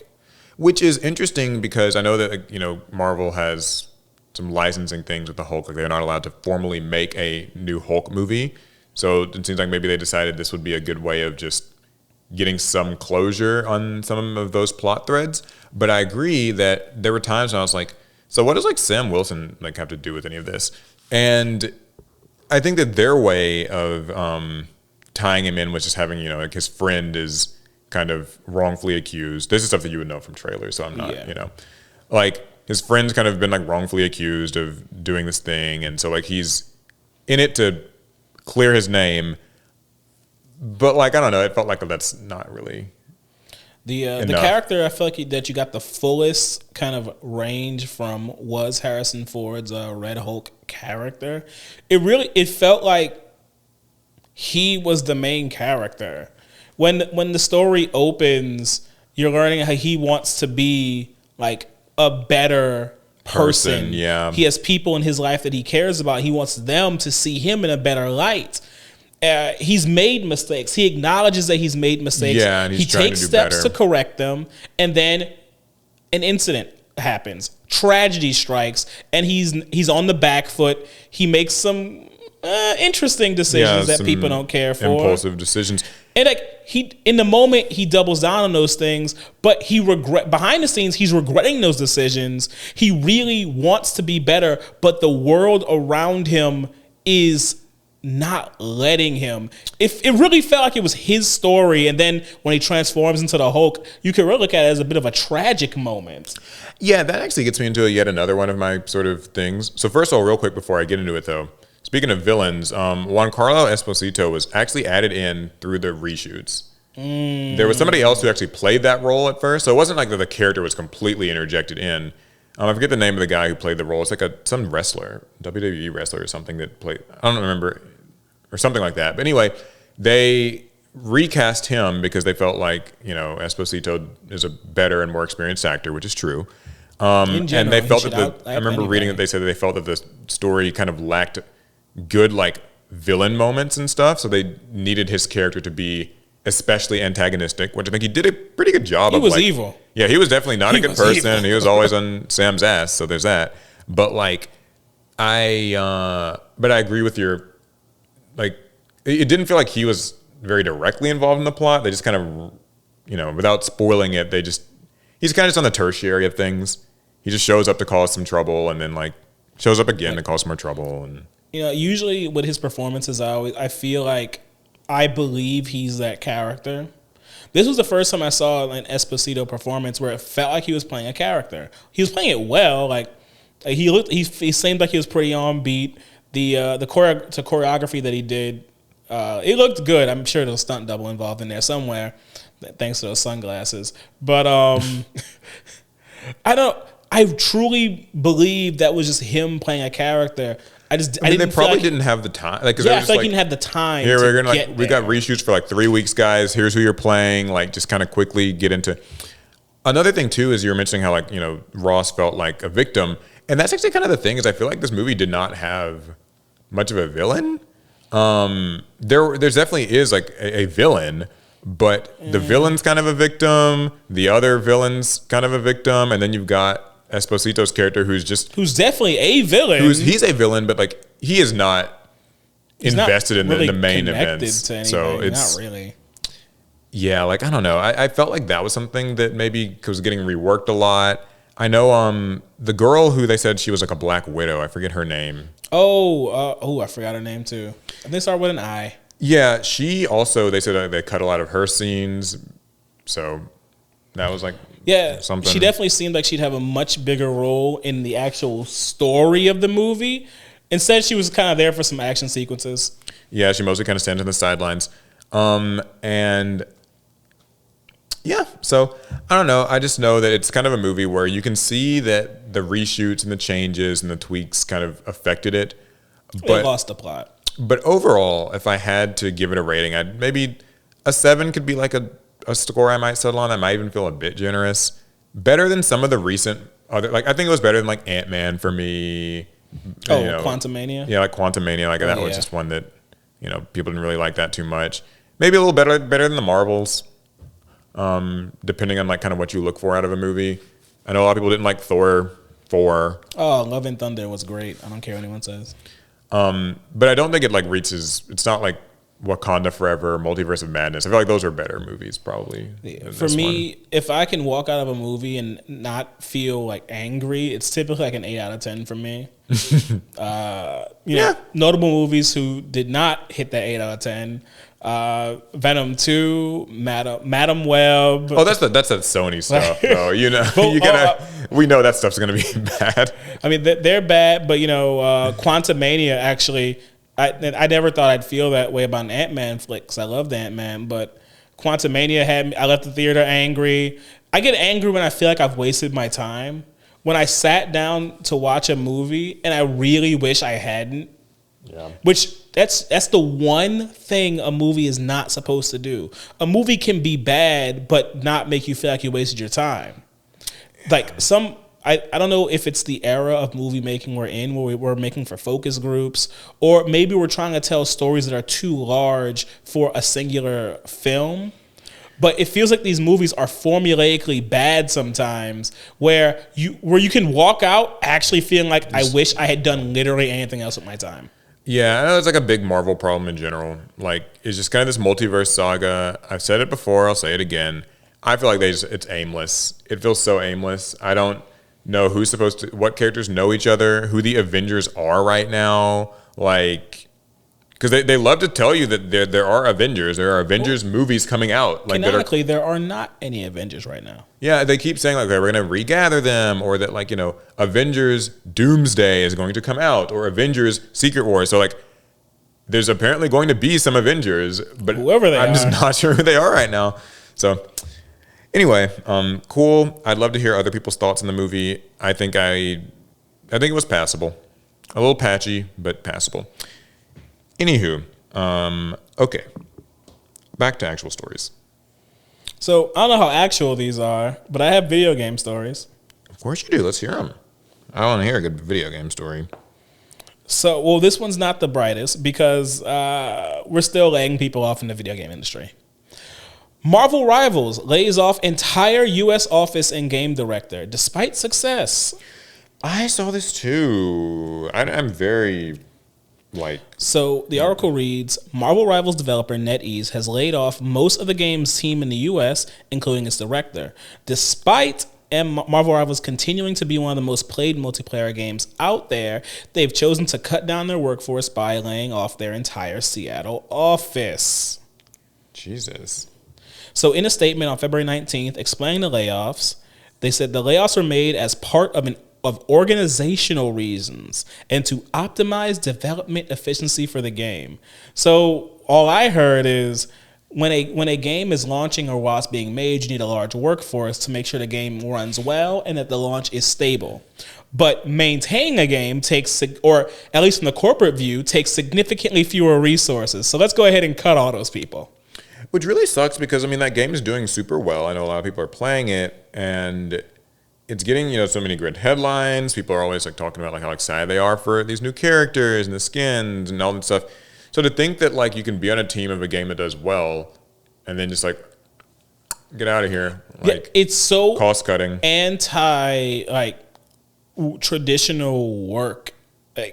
Cuz everyone knows that in the modern workforce, if you do a bad job, you can be fired. If you do a good job, you should be looking for promotions and raises. Only in this modern live gaming space can you doing a good job still mean you get axed. Yeah, I wonder if this will affect the quality. I feel like they have the foundation already down, so it can't presumably get bad just because of any of this. But you do have to wonder when there's just literally fewer people working on something. Will that affect, timetables for new character releases, patches, things like that? I'm pretty sure NetEase is planning on working their team to the bone to make up for the loss. Yeah. It's more than likely that they did a cost-benefit analysis and said, we kind of could just take whatever critical work was being done in the States, bring that back home, and we'll just spread out our timetables a little bit. And they say that's probably still going to save more money than what the American branch was going to generate for them at this point. The game's already out there. As far as they're concerned, they don't need to invest as much money into it. At least that's how Yeah, like a that's typical their corporate angle of it. perspective would Actually, go. here's their statement I found. We recently made the difficult decision to adjust Marvel Rivals' development team structure for organizational reasons.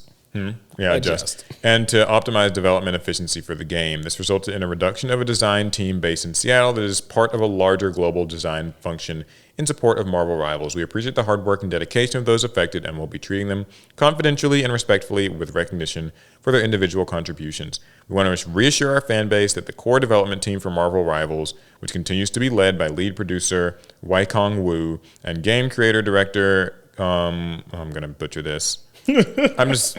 It remains fully committed to delivering an exception. Listen, I'm not trying to offend anyone. We're investing more, not less, into the evolution and growth of this game. We're excited to deliver new superhero characters, maps, features, and content to ensure an engaging live service experience for our worldwide player base. So they're just saying we just trimmed some of the unnecessary fat, but it's gonna be fine. That's crazy because referring to real people as unnecessary fat. Well, I mean, I guess he didn't use those terms. That's kind of my interpretation of it. But that's how I interpret it too. But yeah,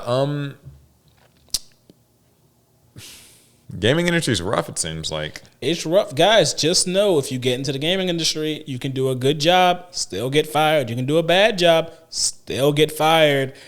You know, I'm reminded of those people from Hi-Fi Rush. Yeah. Tango Gameworks. Yep. Yeah, I remember like their game did well for Xbox. And then they got rid of them. You can't trust these corporations, y'all. I mean, I'm not saying stay in the indie space forever. I'm just saying just always have a plan B in mind because it doesn't really matter how well you do. Yeah, so a little unfortunate. Got any other gaming stories? I do. This one's way goofier. Okay. So Fortnite is updating. I think today, when you guys are watching this, Fortnite should update. All right. Their new Fortnite Chapter 6, Season 2 is launching with this kind of it's called Lawless. It's this like bank robbers theme. You know, it's cool. Well, the promotion is kind of unique for it. Oh. So they've created a new character called Big Dill. Big Dill. Big Dill is, well, he's a big pickle, but he's also a rapper. Okay. And promoting this season alongside Big Dill is real world entertainer and rapper T-Pain. That sounds up T-Pain's alley. And they're not just sitting here saying play Fortnite is really dope because T-Pain is a gaming streamer. You know, he's probably putting plenty of hours in Fortnite. They have a fictional rap beef between Big Dill and T-Pain, seemingly off the coattails of Drake and Kendrick Lamar. Oh, that's actually funny. Wow. All right, Paul, I have a video here they posted on X, formerly known as Twitter. Oh, I hit the wrong button. You're screen recording. It was Bixby. I hate Bixby. I get it back. Should have bought this shitty overpriced iPad I got. Fantano here, coming to you with an update on the growing beef between music icon T-Pain and up-and-coming fermented freestyler Big Dill. Honestly, just don't know how things got so crazy. I invited him to come to the studio to collab. After so much pickle juice, I had to go to the bathroom. I never should have left that room.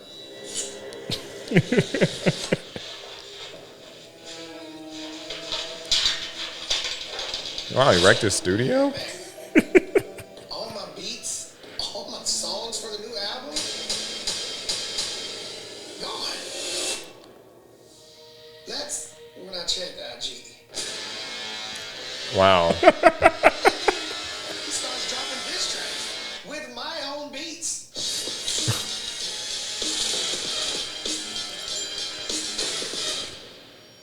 Whatever you think you knew about this beef is wrong. It's time to open the jar. Oh, open the jar to be continued. That's actually really genius. So he's a real life rapper is having a beef with A a fictional fake fictional Fortnite rapper who is a giant pickle, and they were friends, and they shared pickle juice. And then he came into his studio, trashed the place, stole the beats, and made diss tracks with his beats. Yes. I got to give it to Fortnite. They're genius. That's a fun marketing. That's really fun. Rollout. That's actually pretty good. Stuff like that. That's pretty smart. I got to say, I really liked that. Because a lot of music artists, they collab with Fortnite. They get their music in Fortnite. They'll do the opening tracks for the season's trailers. Mm-hmm. It's a big marketing deal, and that actually reminded me. Oh, I should have had this story, but I'll just mention it anyway.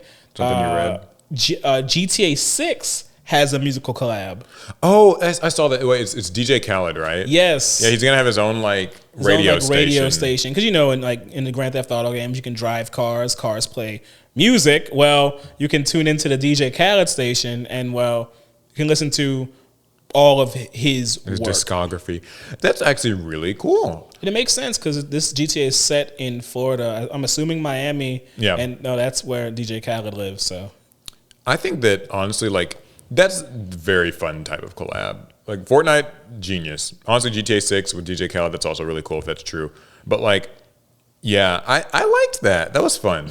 It's rare to me that these little game promotions bring a smile to my face. Because usually I just feel they reek of it's just licensed collab. Corporate BS. Maybe it's kind of fun, but they really went above and beyond for this, and you can tell T-Pain enjoyed himself. You can tell he was having fun. I mean, it helps. So many a lot of celebrities, they're so used to doing endorsements and sponsorship deals.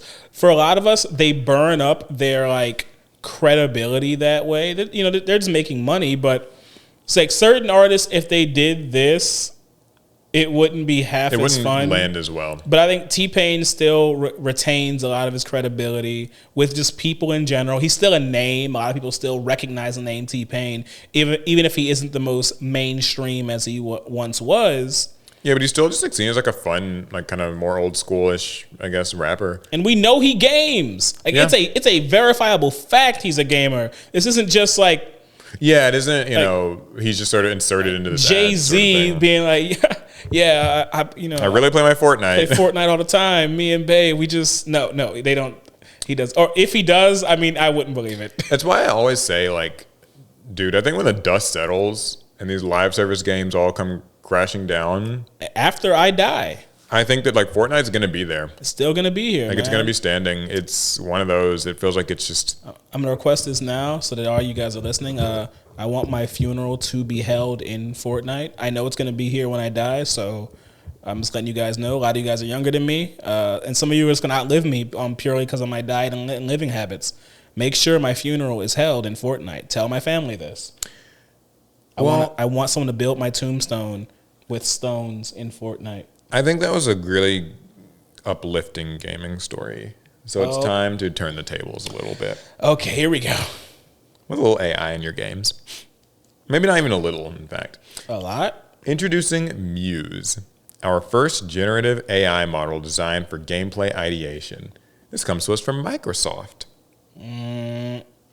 So, today, the journal Nature is publishing our latest research, which includes the first world and human action model, WHAM. We've named it Muse, and it's a generative AI model of a video game that can generate game visuals, controller actions, or both. There's also some videos we're going to get to see here in a moment. But yeah, basically, it's supposed to help game designers, I suppose, be able to just quickly ideate games. Here's what they say. In our research, we focus on exploring the capabilities that models like Muse need to effectively support human creatives. I'm incredibly proud of our teams and the milestone we've achieved, not only by showing the rich structure of the game world that a model like Muse can learn, as you see in the video demos below, but also, and even more importantly, by demonstrating how to develop research insights to support creative uses of generative AI models. So basically, here's what's happening. These are example gameplay sequences generated by Muse that demonstrate how their model can generate complex gameplay sequences that are consistent over several minutes. So the examples shown here that we're going to watch were generated by prompting the model with 10 initial frames, about 1 second, of human gameplay and the controller actions of the whole play sequence. So it takes, I guess, these like first 10 seconds or whatever, however long they're 10 frames, and then it uses its world model mode that predicts how the game will evolve from the initial prompt sequence. The more closely the generated gameplay sequence resembles the actual game, the more accurately Muse has captured the dynamics of that game. So, the one thing I want to say right now, if true, that's insane. So here's the video. It's kind of small, so I'm going to just like zoom in. But basically, you are feeding it like a second's worth of gameplay, and it's then kind of like generating more of that gameplay. What I'm still a little bit confused about gameplay right now. Yeah, well, I think what we're seeing is like the first second and the generated gameplay. Oh, all right. So as to illustrate how it started from like 1 second's worth and then just went on to generate about like 10 seconds worth or so of gameplay. I just don't know how we know. And it's interesting because I'm kind of confused about this. I'm going to try to add some of these videos on screen so you guys can sort of get an idea of what it is that we're seeing. These all look to me like basically like kind of team shootery type shooter, like this running, gunning, like multiplayer type shooters. The scope has to be limited, right? Like I think right now this AI is probably specific to these genres. Yeah, and I guess what the AI is doing is it's like, okay, this is a person playing a shooting game that's got like a character who's kind of running around a map and like using a weird weapon, and I guess it just sort of ideates what the rest of the map would look like and how the gameplay would progress. And I'll be honest, I'm really confused at like what that's for. Like I have a hunch. They're claiming this is like a brainstorming thing. Like, you know, call me, you know, an asshole or a jerk. I just think if you're developing a video game, you should be able to ideate that yourself and not need an AI to feed your initial game. That's another weird thing. If you have 1 second of gameplay, like within the environment with that character that you're using, I don't think you need an AI to ideate anything else for you. If you're already like that far along, you can just, it might take a long time. You can just kind of keep creating and designing the world around it. I don't think. Yeah, like I guess. So do you think, I guess what's happening here is like, so like you and I are developing this game and we've managed to kind of make a vertical slice, a very small one, where it's like this character can run for a couple of seconds in this sort of basic world we've managed to make. And we can feed it to this AI because we haven't really designed the whole map yet and all the things that are going to happen in the gameplay. And so by feeding it just a second or two of gameplay, it will just show like, here's how this game could play out. And then we can take those ideas or whatever that it generates, and then that's like our inspiration for the rest of the game. Like, do we still have to make the worlds that it's showing? Like, is it just kind of more of like a visual brainstorm, or is it like making the models for that stuff too? My guess is that it's also making the models. Otherwise, I just don't understand what the point of this would be. I have to assume it does more than what it seems to. Otherwise, I just don't know why you'd make it to begin with. Like, it feels like they're calling this an ideation tool because that's more socially acceptable. The truth is, I think they're still working on generating entire video games from AI. I think that's what they're really working on, but they have to package it as, it's an ideation tool for creators. No, this is a tool for lazy game developers who want to invest as little money as possible and get as much money back as possible, where they can create as few assets as they can and then have a tool create the rest of their game for them. We've seen so many examples of like bad faith video games where most of the assets are AI generated, or they're so bad you wish they were AI generated, where this will just end up as some like slop on the App Store, some slop on Steam that nobody really wants to play. These little clips, they scream like kind of just shitty mobile game to me, like a little cheap mobile game that you can kind of toss in Play Store or whatever. All right, don't associate mobile games with AI. Don't you do that. There's more on Steam than mobile. It's funny you say that because I feel like they're both just filled to the brim with like crap AI. I mean, you've seen mobile has a lot, but Steam is worse. Some of the ads that I've seen on like my feeds about these games, I'm like, oh my god, like you can just tell like this is all just AI generated slop. Well, yeah, I mean, I thought it was kind of cool. Someone actually sent this to me. I think Mecha Dragon. He's one of the shout out to Mecha putting us on the AI listeners. Game. Yeah, they actually tag us in a lot of things on Twitter, which. In a more contextually appropriate reminder, you can follow us on Twitter, at the Pot of Greed little Twitter, or Team APS, or either one. Tag us and stuff. You can send us whatever. It can be AI stories, it theft stories, whatever. You know, it can be lewds. Like Paul loves that sort of stuff. So yeah, Alec is looking forward to receiving them. Yeah, so I don't know, just a quick one. You know, got to kind of fit in a existential AI story here. This one seems like it's more like they're just showing off their research. So at least it's not. I mean, who am I kidding? They're probably going to be using this to make a game like this year, for all I know. So, anywho, the end of gaming as we know it. Any other stories? Do I have any other stories? Let me check. Because I've got a couple quick ones that we'll just zip through. I've got a tiny one. It's not a full story. It's just that Nike has developed. They've created a shoe that looks an awful lot like it was inspired by Donkey Kong. I'm going to show you the picture, and we'll put it up on screen. But it's this kind of low... Oh, that's 100% a Donkey Kong like, this low poly count, like, shoe, but it's got the Donkey Kong brown, the yellow, the red. The swoosh is like his tie. The swoosh does look like his tie. And the sole of the shoe has 2 coins in it. Just that looks very similar to the coins in Donkey Kong Country. Oh yeah, for sure. It looks like they have even like the texture, like just the ground textures. It looks like the same texture from the game, and I think that's an actual pixelated banana, like you would see in Donkey Kong. So these are just Donkey Kong sneakers. Now they aren't officially like licensed or anything. So it's just inspired by them, but like they're not so direct. Oh, here's a better look at them, Paul. Oh, you buying? Honestly, I would consider. I could. They look nice. I could do that. Like I would honestly like. I mean, oh wow! Even the logo on the tongue is pixelated.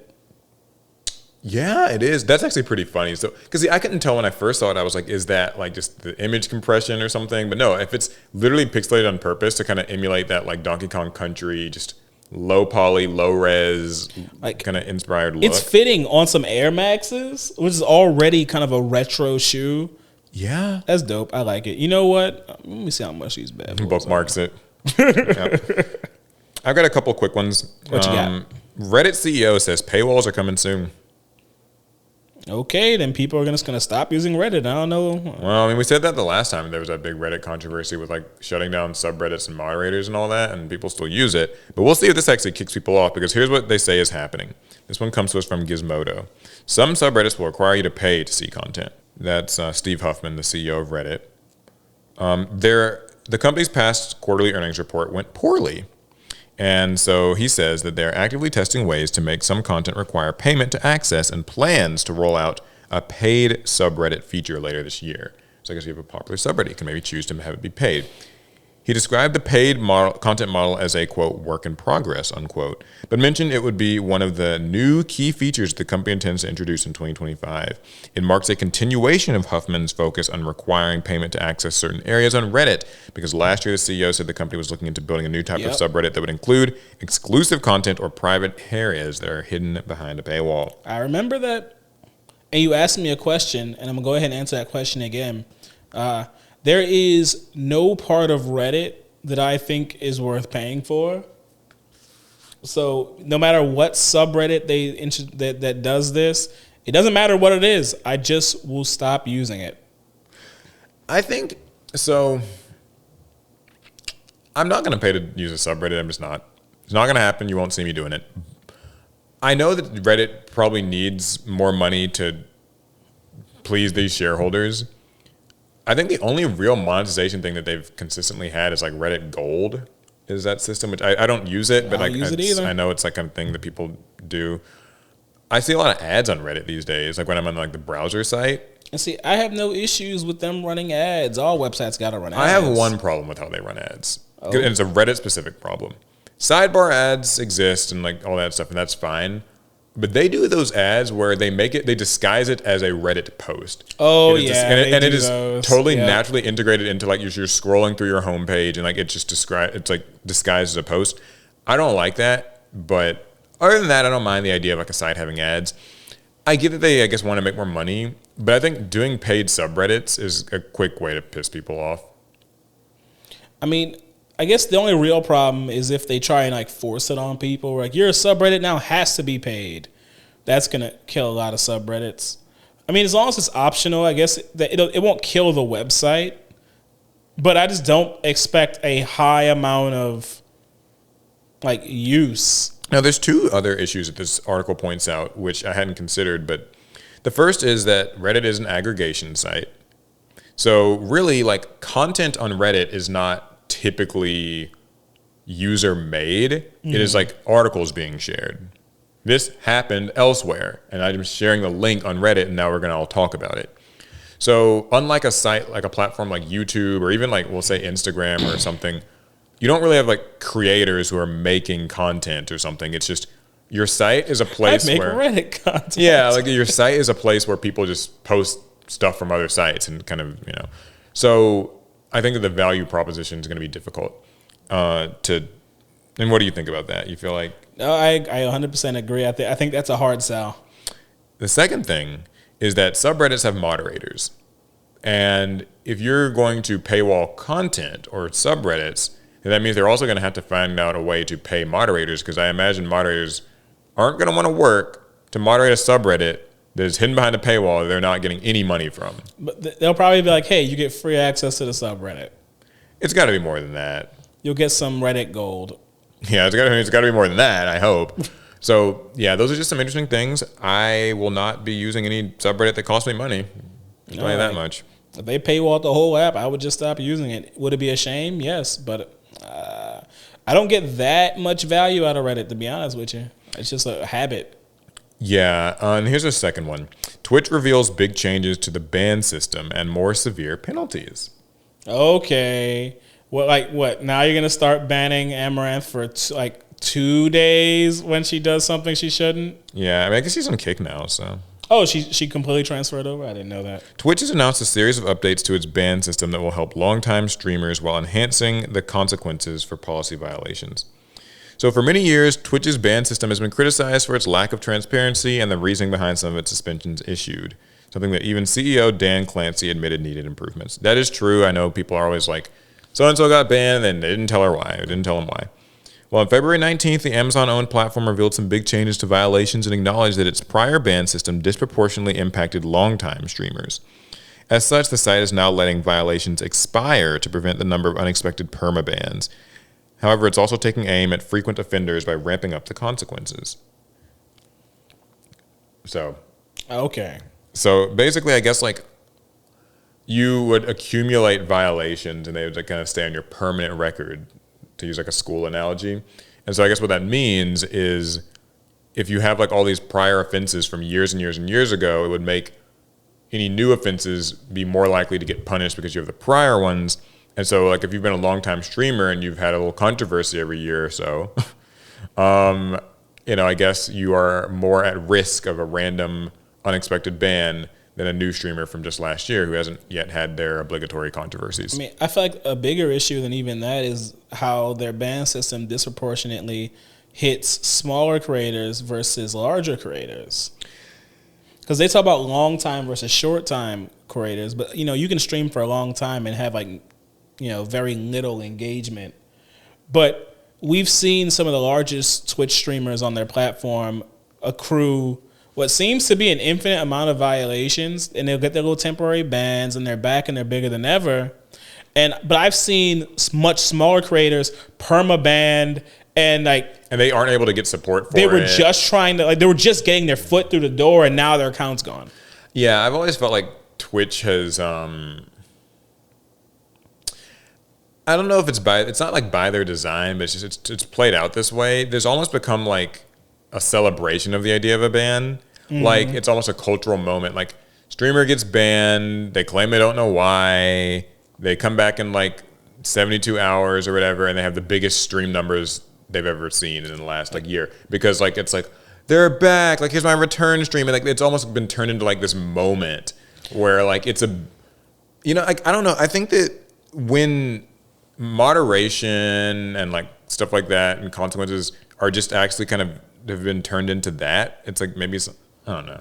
Like Twitch literally trivialized the word ban for me, because I didn't grow up watching Twitch streams, and it took me a while to even watch my first Twitch stream. I had no interest in the platform. But I remember once I finally did learn about Twitch, and I remember hearing about some creator being banned, and I was like, dang, that's crazy. They just like removed all of their work and they're just done. And then I read an article like a day later, so-and-so's like return stream like breaks new record. And I'm like, return stream? Weren't they banned? I thought. Yeah, it feels like there's not really like much permanence to these, but I guess like a few people have gotten perma banned, but like. But it seems that Twitch only deals like perma bans to small creators who can't defend themselves, and to large creators only when they have actually broken the line, yeah. Forced Twitch's hand. Well, here's what they say. Starting today, most violations will expire and drop off your account after a set amount of time. Most violations committed tend to be low severity, such as cheating in online games, and will expire in 90 days. However, higher severity violations, such as hateful conduct, will remain in an account longer and will expire in 1 or 2 years. Why is cheating considered low? I feel like we're in a gaming space. Cheating should be like paramount. Well, I think it's kind of, it almost makes sense, since nowadays like Twitch is less of a gaming place and more of a like, I just sit on here and talk. So the idea of like spewing hate speech or whatever is more likely to occur than someone aimbotting in Overwatch. Twitch believes this change will reduce the risk that streamers lose their communities and livelihoods for low severity violations. That said, severe violations will still result in permabans, but those indefinitely suspended for multiple violations in a short time span will be able to appeal and apply for reinstatement after half a year. And they can also now track their violations in the appeals portal, which provides a new level of transparency. So hopefully this stuff works. I don't know. I mean, like, I don't stream on Twitch, so I can't relate, but maybe I'm just biased here because like I don't really like Twitch that much. It's like I only use it when I have to. Like if there is a Smash tournament that I want to watch and it's only being streamed on Twitch, then I guess I'll watch Twitch that weekend. But I feel like the site's like kind of a mess. Like I always hear people complaining about it. That just shows how obsessed they are with it. So, yeah, hopefully now when Alex starts his new Twitch hot tub streams or whatever, and you get banned, you'll be able to track your bans. My bans, because I'm getting paid. Yeah, that's right. Mm-hmm. Okay, I'm with it now. At first I was like, where is he headed with this? All right, I think it's time to do a little bit of pot. Sure. So, as always, we're going to be pulling viewer questions, not from the Pot of Greed, because they always get so long now, I can't really print them out. Although I think I might have a solution for that in the future. Oh. But yeah, you can always submit these questions at the link below on the YouTube video anyway. And we love that you guys do submit so many of these things. A lot of people also will submit like stories that way, which is totally fine. You can do that as well. It's a form. You can kind of just do what you want. Yeah, you can put whatever you want in there. Just don't leave reviews there, because then if you leave a review, they should have just been a regular review. Leave. Yeah, that'd be. All right, here's the first one. Do you think the NSFW artwork on playmats and sleeves featuring monsters that are depicted as underage girls should be banned from card shops? Short answer, yes. Longer answer, you bump into a bit of a gray area, because these are monsters depicted as like underage girls, which means it's actually up to interpretation. How old is this character really? And they're fictional, so it's. Oh my god, I hate this sort of thing. The easy answer is that shit should be banned. The hard answer is that sometimes the parent companies of the games make characters that are very ambiguous, and at that point, I get what you're saying. It's just like some people, like I know Yu-Gi-Oh's come into a lot of controversy with like the trap tricks monsters. People are like, there are worse examples in card gaming. Yeah, but people think that's the bad. Yu-Gi-Oh example. Yeah, that's like the Yu-Gi-Oh example. And yes, you are right. I have seen other card games that they take it even further. And the problem you run into is that that because the characters are fictional, and in a lot of card games, they will never go as far as to directly confirm the anything. intended age of a monster or character is. You get that. So then now you have an argument, right? Yeah, you get that typical nerd argument where it's like, well, technically this, lowly character's 500 years old or whatever. She's not 5. That's a so-and-so plant. They can live for over 45 years, and I think she's like at least 67. I guess I have a hard time with all this stuff because like, I'm just not that, like, I've never been drawn to a lot. There's that character, like on these card games, like people, listen, I barely even use custom playmats. Like I don't really care. Like I just grab. I've never seen you care about the playmat you use. Yeah, like I'm a very like Alec knows me. Like I grab a mat that's some official Yu-Gi-Oh mat. I grab it. I'll play on anything. If I leave my mat at home, I'll just ask someone to borrow one. I do not care what's on it. Like insofar as I don't want like inappropriate stuff on it, but like I guess. I know like some people, they like fan art, right? Like we could extend this question really to not just like really any inappropriate fan art. Because like if you play enough card games and go to enough card shops, you're just going to see it. Like it's awful. You're put in a position, right? Where do you draw the line on what's inappropriate? Everyone has different thresholds for when a piece of art is too much. And it could be shop's choice, but that will lead to some disagreement and turmoil. My answer to it is I think that it is the shop's responsibility to draw that line. Ooh, Paul said, he said, kick them suckers out. Well, no, I'm just saying like it's the shop's responsibility. So like I think if it becomes a problem, if I had a card shop and it became a problem, then we're just going to have to lay out something here. You know what I mean? And if there's some card shops where like this is little Gooner's Paradise and we just allow any old thing here. Gooner's Paradise. I mean, because like that's the vibe at some shops. It's just like, yeah, we're gonna all be these little men, children, neckbeard, just creepy weirdo types and have a bunch of crazy. Paul was painting a picture about y'all. I'm glad I'm not in this one. What do you think? What are your thoughts? Oh man, no, but I mean, I just like if a card shop's like that and that's the vibe and that's kind of where you want to go, then you can choose to go to that card shop. But I think that for people who like aren't with that, then they can at least know, well, this is not my type of shop. I'm not going to frequent this place. Now I'll talk about the reality of the situation, or at least how it's played out in years prior. We're all old. We've been around the block. So this is how it goes. Typically, you're in your shop, right? Everyone's playing their card games. One guy has a mat that's a little much. Everyone comments about it, but no one actually directly challenges old boy on the mat because they don't want to be seen as the bad guy or not masculine enough to handle whatever is going on that mat. Well, what that then created is, well, that guy had this mat. So the next guy who had a bit of a risque mat that he wanted to bring in is like, well, it's not as bad as so-and-so's mat, so I'm gonna bring it in too. And then the next guy and next guy and next guy. So now you have an entire like room filled with people that have like lewd playmats or at least questionable playmats. And a new person walks in who is not at all familiar with the culture of this shop or maybe not even card games in general. They get in there and they are disturbed by the sheer amount of thigh, skin, tits, and ass that is going on these playmats. And they want to say something, but now they're scared to because they're outnumbered. There's a group of people and they're just reveling in it. Yeah, they're like, I don't know if I want to. That to me is why it's on the card shop owner. Like, because I think that the onus is always going to be on them you have to do something, you have to set a boundary. Mm-hmm. Because what also ends up happening is, I like your example of like the new player, but also this tends to be something that is not inviting to women. Like typically that's what's going to be depicted on these mats. And though I did see a playmat featuring, what character was that?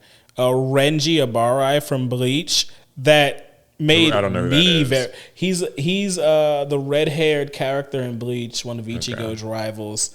So it's a lewd mat of him. Yeah, instead of he was basically just naked, and Zangetsu, the name of his sword, was covering up his private area. Yeah, and I just thought that was a lot for a playmat. But then I was intimidated. I was new to the shop. I was like, I don't know. Is this what it's like here? Yeah, I mean that's the thing. I think long story short, card shop owner needs to like put their foot down, draw a line. If you have a gold card shop where people do that, that's fine. But like it needs to. At least people can know then, like, this is not the shop for me. But I think it is better if card shops do not allow that stuff. And if you wondered my take on it, I don't use that stuff, and I'm not really very drawn to it. And if you want my take on it, I'm cool with it as long as my playmats are allowed. Like, as long as the line is drawn conveniently for me, then I have no issues with it. I've got quite a few custom playmats. They range. At least as far as I'm concerned, I don't have a single playmat that I would deem is horribly inappropriate. I have one mat that I would at least scope the room out before using. I don't think it's that bad, but I'm not about to use that mat next to like a family playing Lorcana or a child who's getting into a new card game. I just wouldn't do it. I have other playmats for that. Why I wouldn't. But as long as the rules don't affect me, I have no issue with it. Yeah. Draw the line right in front of yourself. All right, well, anyway. So, hello from King Wyvern. How do you think, or what do you think if Heart of the Underdog, the Yu-Gi-Oh format, had something like the new bracket system for Commander? Do you think it would take off because there's now a way to measure what a deck's power is? For quick context, guys, Heart of the Underdog is a format where it's pretty much by a shot-by-shot basis, where it just eliminates the most competitive best decks and cards, and are you're banned. supposed to play with everything else. But yeah, one of the issues that kind of comes up with Heart of the Underdog is that because it kind of varies from shop to shop, it's person to person. Sort of tough to like say, okay, well, my shop allows Ubel and your shop doesn't, and so where do we land on that? That's always been one of my complaints about Heart of the Underdog. This person is suggesting, well, maybe they should use that new bracket system that Magic the Gathering introduced for Commander, where there's 5 tiers, and the tiers are kind of dictated by what sort of things you're running in your deck and what the intentions behind it are. So, I can play Magic the Gathering with other level 3 people, or level 4, or level 1. So this person's suggesting, well, what if they introduced a system like that for Heart of the Underdog? And I think that's a pretty good idea. I think it's a good start, but I think it would have to be a little bit different for Yu-Gi-Oh. It would, and Yu-Gi-Oh's a toughie. Because a lot of time, Magic doesn't have like these established engines where the cards are literally designed to work in a cycle to give you advantage, to give you power. In Magic, a lot of times you're taking a bunch of individual cards that just so happen to work well together, and so they can create a list of specific cards that are considered, what was the word they used? Game changers. Game changers. In Yu-Gi-Oh, that's a lot harder because you can, Lightning Storm sounds like a game changer. But you know what might be more of a game changer than Lightning Storm? The Adventure Engine. It feels like groupings of cards, engines in Yu-Gi-Oh might be more of a power indicator. Yeah, you'd have to really look pretty hard at engine cards. I do think that the concept of the game changers thing was a good call for Magic. Mm-hmm. I think that if you could if it was possible to roughly translate that to Yu-Gi-Oh, I think that'd be important. There are cards that I don't think need to be banned, but I do think need to maybe actually it's very similar to I guess Duel Links, kind of limit 1, limit 2, limit 3 vibe, but it's similar to that, where it's not that these cards are broken, it's more that if you are building a deck, you should not be able to just play all of them together. So that system for Duel Links is really good for hitting both very powerful individual cards and engines. The way that you can mix and match it, where you can run that whole engine, but you lose access to this one really powerful spell or trap that you normally would want to use. I've actually really enjoyed how the Duel Links ban list interacts to limit deck building options. Yeah, I agree. One other thought that comes to mind too is and I even bring this up in the Magic bracketing thing, is intentionality, where a lot of the difference between 3, 4, and 5 is largely in what in all of them. The difference in all of them is kind of what you're intending to accomplish in a game. Are these hard meta calls, win fast, or is the idea more that you and your opponent are almost going to go on a journey? Alec is going to take me on a journey through Lord of the Rings with his Commander deck.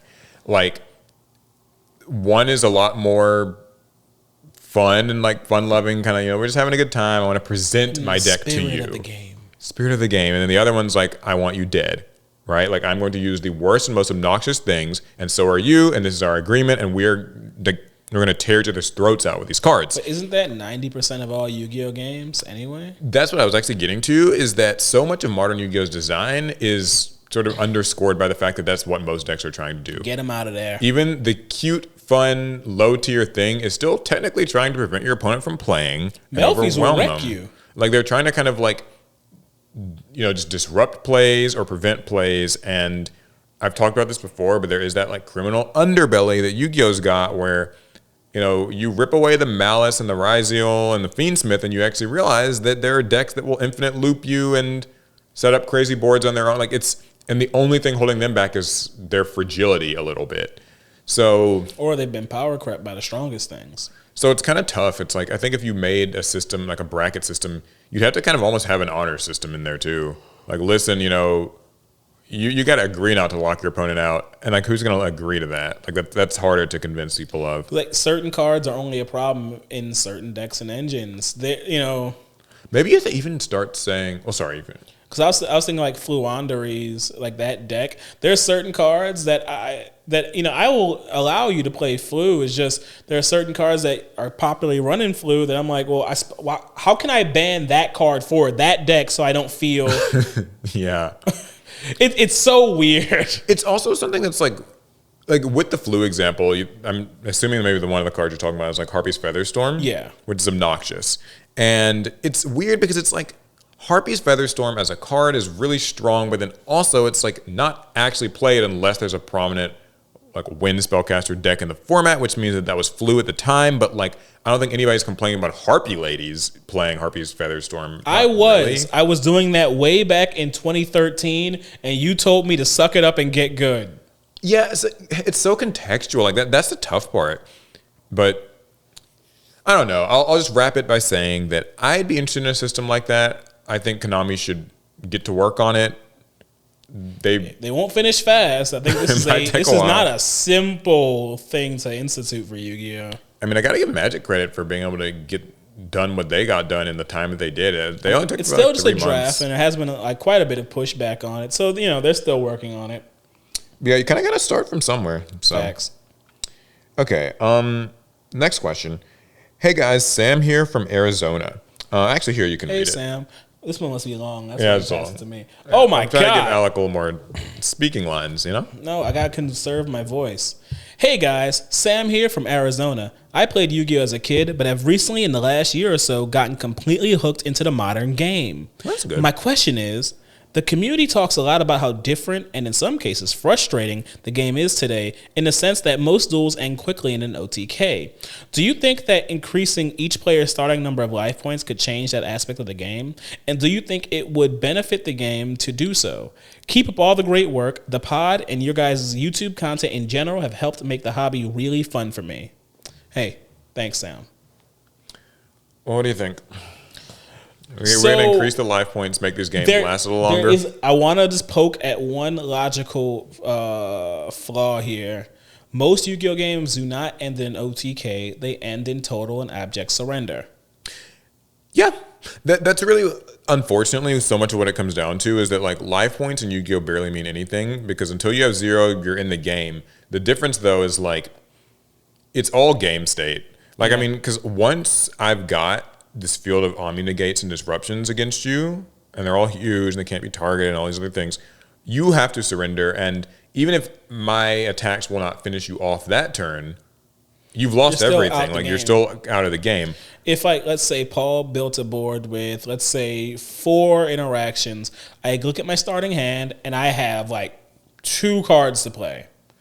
I might as well surrender. I'll play those 2 cards. They'll both get outed. They'll get negated or whatever. Negated. They'll get dealt with, right? Yeah. And I have 3 other cards I can't play. I might as well just quit. Yeah, the next turn won't really change any of that.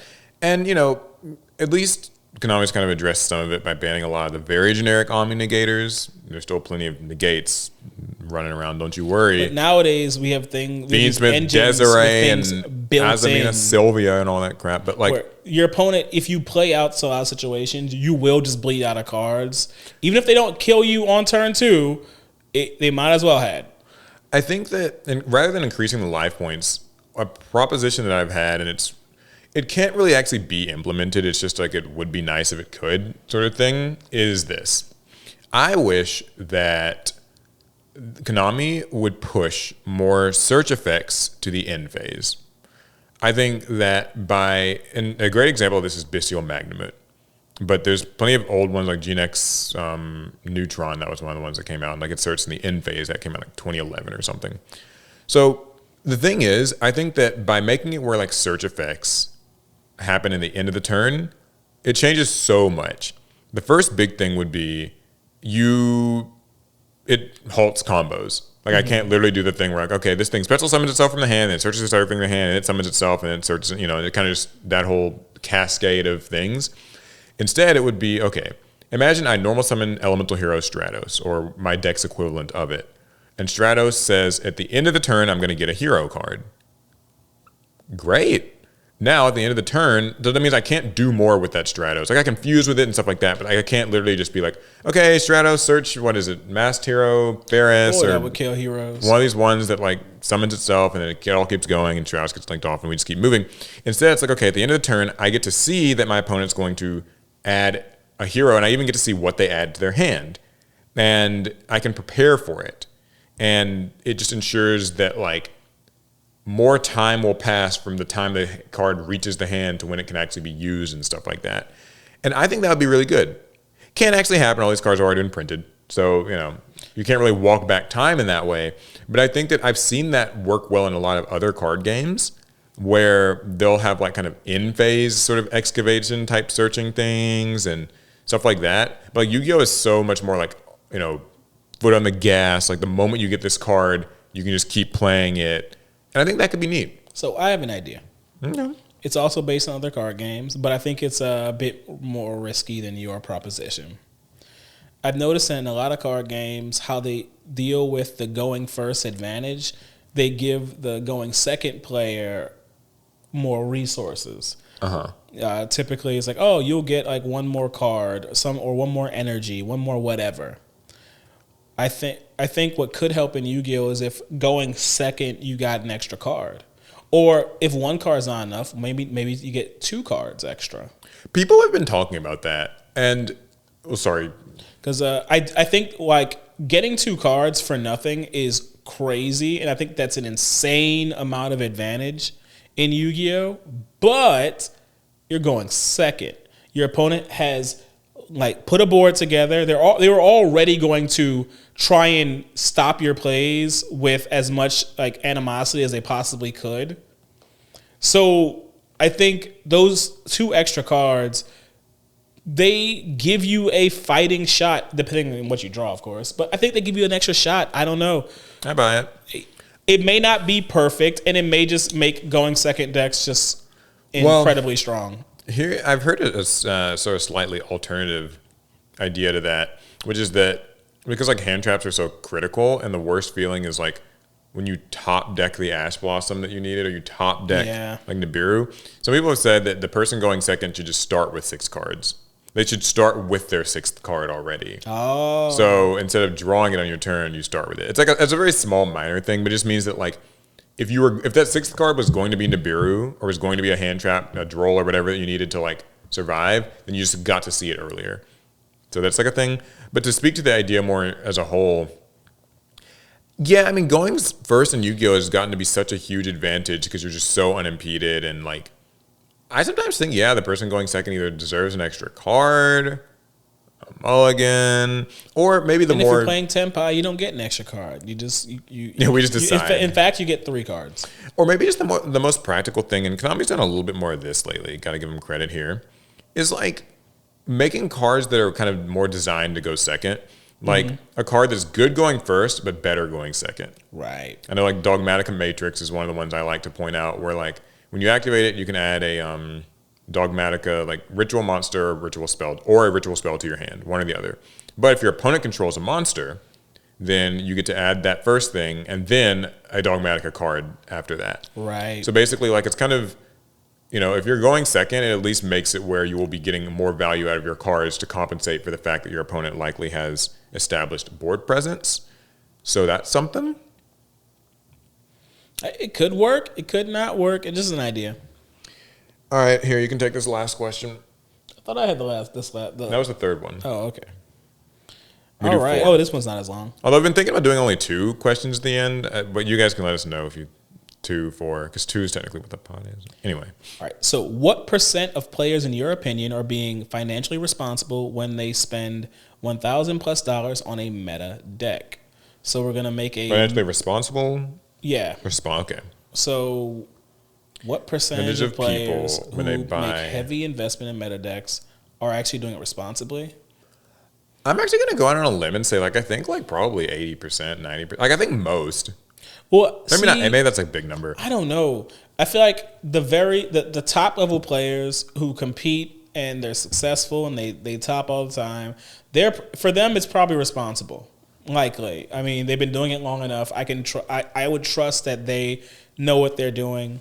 Now, like your friend at Locals who, moves heaven and earth to get the very best deck of every format, but then they do nothing with it. I can't believe they're truly financially responsible unless they have a great job. But I couldn't give you a percentage. That seems tough. So here's where this might be a bit like of not a hot take, but like a little dissenting is just that, that's kind of like pocket checking, right? Like, or what do people call it, like pocket watching? Pocket watching. If I like kind of tell you that the thing that you bought, you weren't supposed to buy that. Like, I think what you did was financially irresponsible. Right. But does it like really matter what?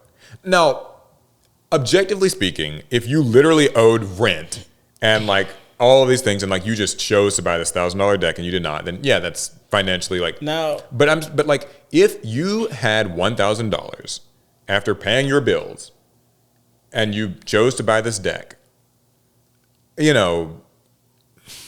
I guess that's financially that's fine. a bad idea. Like, I don't know. You shouldn't. If you only have an extra $1,000, you shouldn't spend it all on a deck. Well, shouldn't kind of subjective. Like, I mean, we've all been in a situation where you had to buy like a slice of pizza for a Yu-Gi-Oh player because they don't have any money, but they're also playing in a very expensive deck. It's like you do have to ask yourself, is that like they just asked me for food money? yeah, I know. I guess I'm always like, I'm trying not to just sort of say that, because I guess like what the question's really kind of getting at, or at least what I'm feeling from it, is like people should not be buying these $1,000 decks, and they're crazy the fact that they're doing it. But some people, it's not that crazy. But I think for some people, like they're just kind of, that's like how they play the game. Like, what's a little weird is I think the people that I have bought pizza slices for at the card shop, because we've all been there, they're actually usually not playing the most expensive deck. They kind of tend to be playing more just normal mid-core decks, and they're just also generally not. They just maybe don't have a load of money at the time. Like usually the people that are playing the really expensive decks tend to kind of just be, they can afford other things too. It's like I want to say maybe like 60% of the people who heavily invest in their Yu-Gi-Oh decks probably can just comfortably afford to do so. My guess is that probably the 40% are probably a little risky with their expenditures. It's not that they can't afford it. They probably just, if they had to ask like an accountant ahead of time, their accountant would say, yeah, advise them not to. There's also one last thing, and I know we're like right here at the tail end of the podcast. I'm dying here, but also try to keep this brief. Oh. I think that there is kind of a time value of money that like Yu-Gi-Oh cards have that is largely unique to Yu-Gi-Oh. I mean, other card games have it, but like with Yu-Gi-Oh, it's a very big deal. Because of the ban. Cards value comes from being played. There is like the expensive cards are expensive because they're good and you should be playing them right now. So basically, you extract the most value from the cards that you buy by going to regionals and going to YCS events. For some people. Like, that's kind of, yeah. So the thing is, you probably wouldn't be buying Dominus Impulse for any other reason, like a playset of them, for any other reason than to play it. Now, granted, you can be like an anime fan or whatever. Like, that's different. How but like, Dominus Impulse plays into the anime. when we talk about, well, what I mean is like, so if you're an anime fan, you might want to buy Dragon Master Magia for $750 and you don't plan on winning a YCS, you just want it. But what I'm saying is more like Dominus Impulse, no one cares what's on the card. No one cares what it means. I actually don't know what's on it. I don't even really know. But you need 3 to play at a YCS or whatever. And that also has gone for things like Little Night, Pot of Whatever, insert other good staple here. And so when you buy these cards, you know that, like you were saying, the ban list is going to come out. It's Yu-Gi-Oh! It's going to happen. It might be in 3 months. It might be in 6. These cards might get hit. And at some point, they'll just be kind of like filtered out. What that means to me is that if you spend $1,000 on this deck, and Fairmont, I think, said this when we had him on the podcast as well, you better like hop on that website, find every regional that's happening kind of in driving distance within the next few months, and plan to go to them. Because if you don't, then I think that is financially irresponsible. Like if you actually are just paying $1,000 for like playset of this, playset of Mulcharmy, playset of Engravers, and like you are sitting here trying to beat some people at locals, like only, and it's just you have to get use out of these cards to make it. But what if I spend worthwhile. my $700 on my Magia and then I put it in my binder and never use it? I think Magia falls under the I will anime ask category. you for food money the next day. Yeah, then that's financially responsible too. But like I do think that like there's obviously exceptions to what I'm saying, but like generally if you've played Yu-Gi-Oh, you kind of just know that's how it is. Stuff's expensive because it's good. If it's good and you buy it, you better be playing it. If you're buying it and not playing it, I don't know what's wrong with you. Something's really going on. I have an entire deck I've never played. Yeah, but you don't have like literally like impulses and Mulcharmies. I don't. I specifically avoid meta relevant cards since I don't go to tournaments anymore. Yeah, so that's my take on it. So what you said, you think about like maybe 60% of the people are being responsible? I figure like 60%. I feel like most people who deal big money into their decks, they've done this before. Yeah, like they know what they're doing. They know what they're doing. Yeah, I'd say 60, 70%, something like that. Anyway, okay, that's the questions from the pot. Which means this episode has come to an end. Yeah, hopefully you guys enjoyed it. We really appreciated having you. When you're watching this, hopefully it will have premiered properly. One's up one last time. Yeah, one's in chat as we close out. And remember, you can submit questions for the pot down below in the description. Also, you can follow us on social media. The Pod of Greed does have a Twitter account, and we would love it if you guys would tag us in any stories that you want us to watch. Or anything else. Yeah. Let us know what you thought of any of the things we talked about today, because there were a fun little selection of topics. What did you think of the Magic X Final Fantasy collab? What do you think of the Alt-Arts? What did you think about T-Pain versus Big Dell? Right. We'll see you guys in the next one. Pass turn.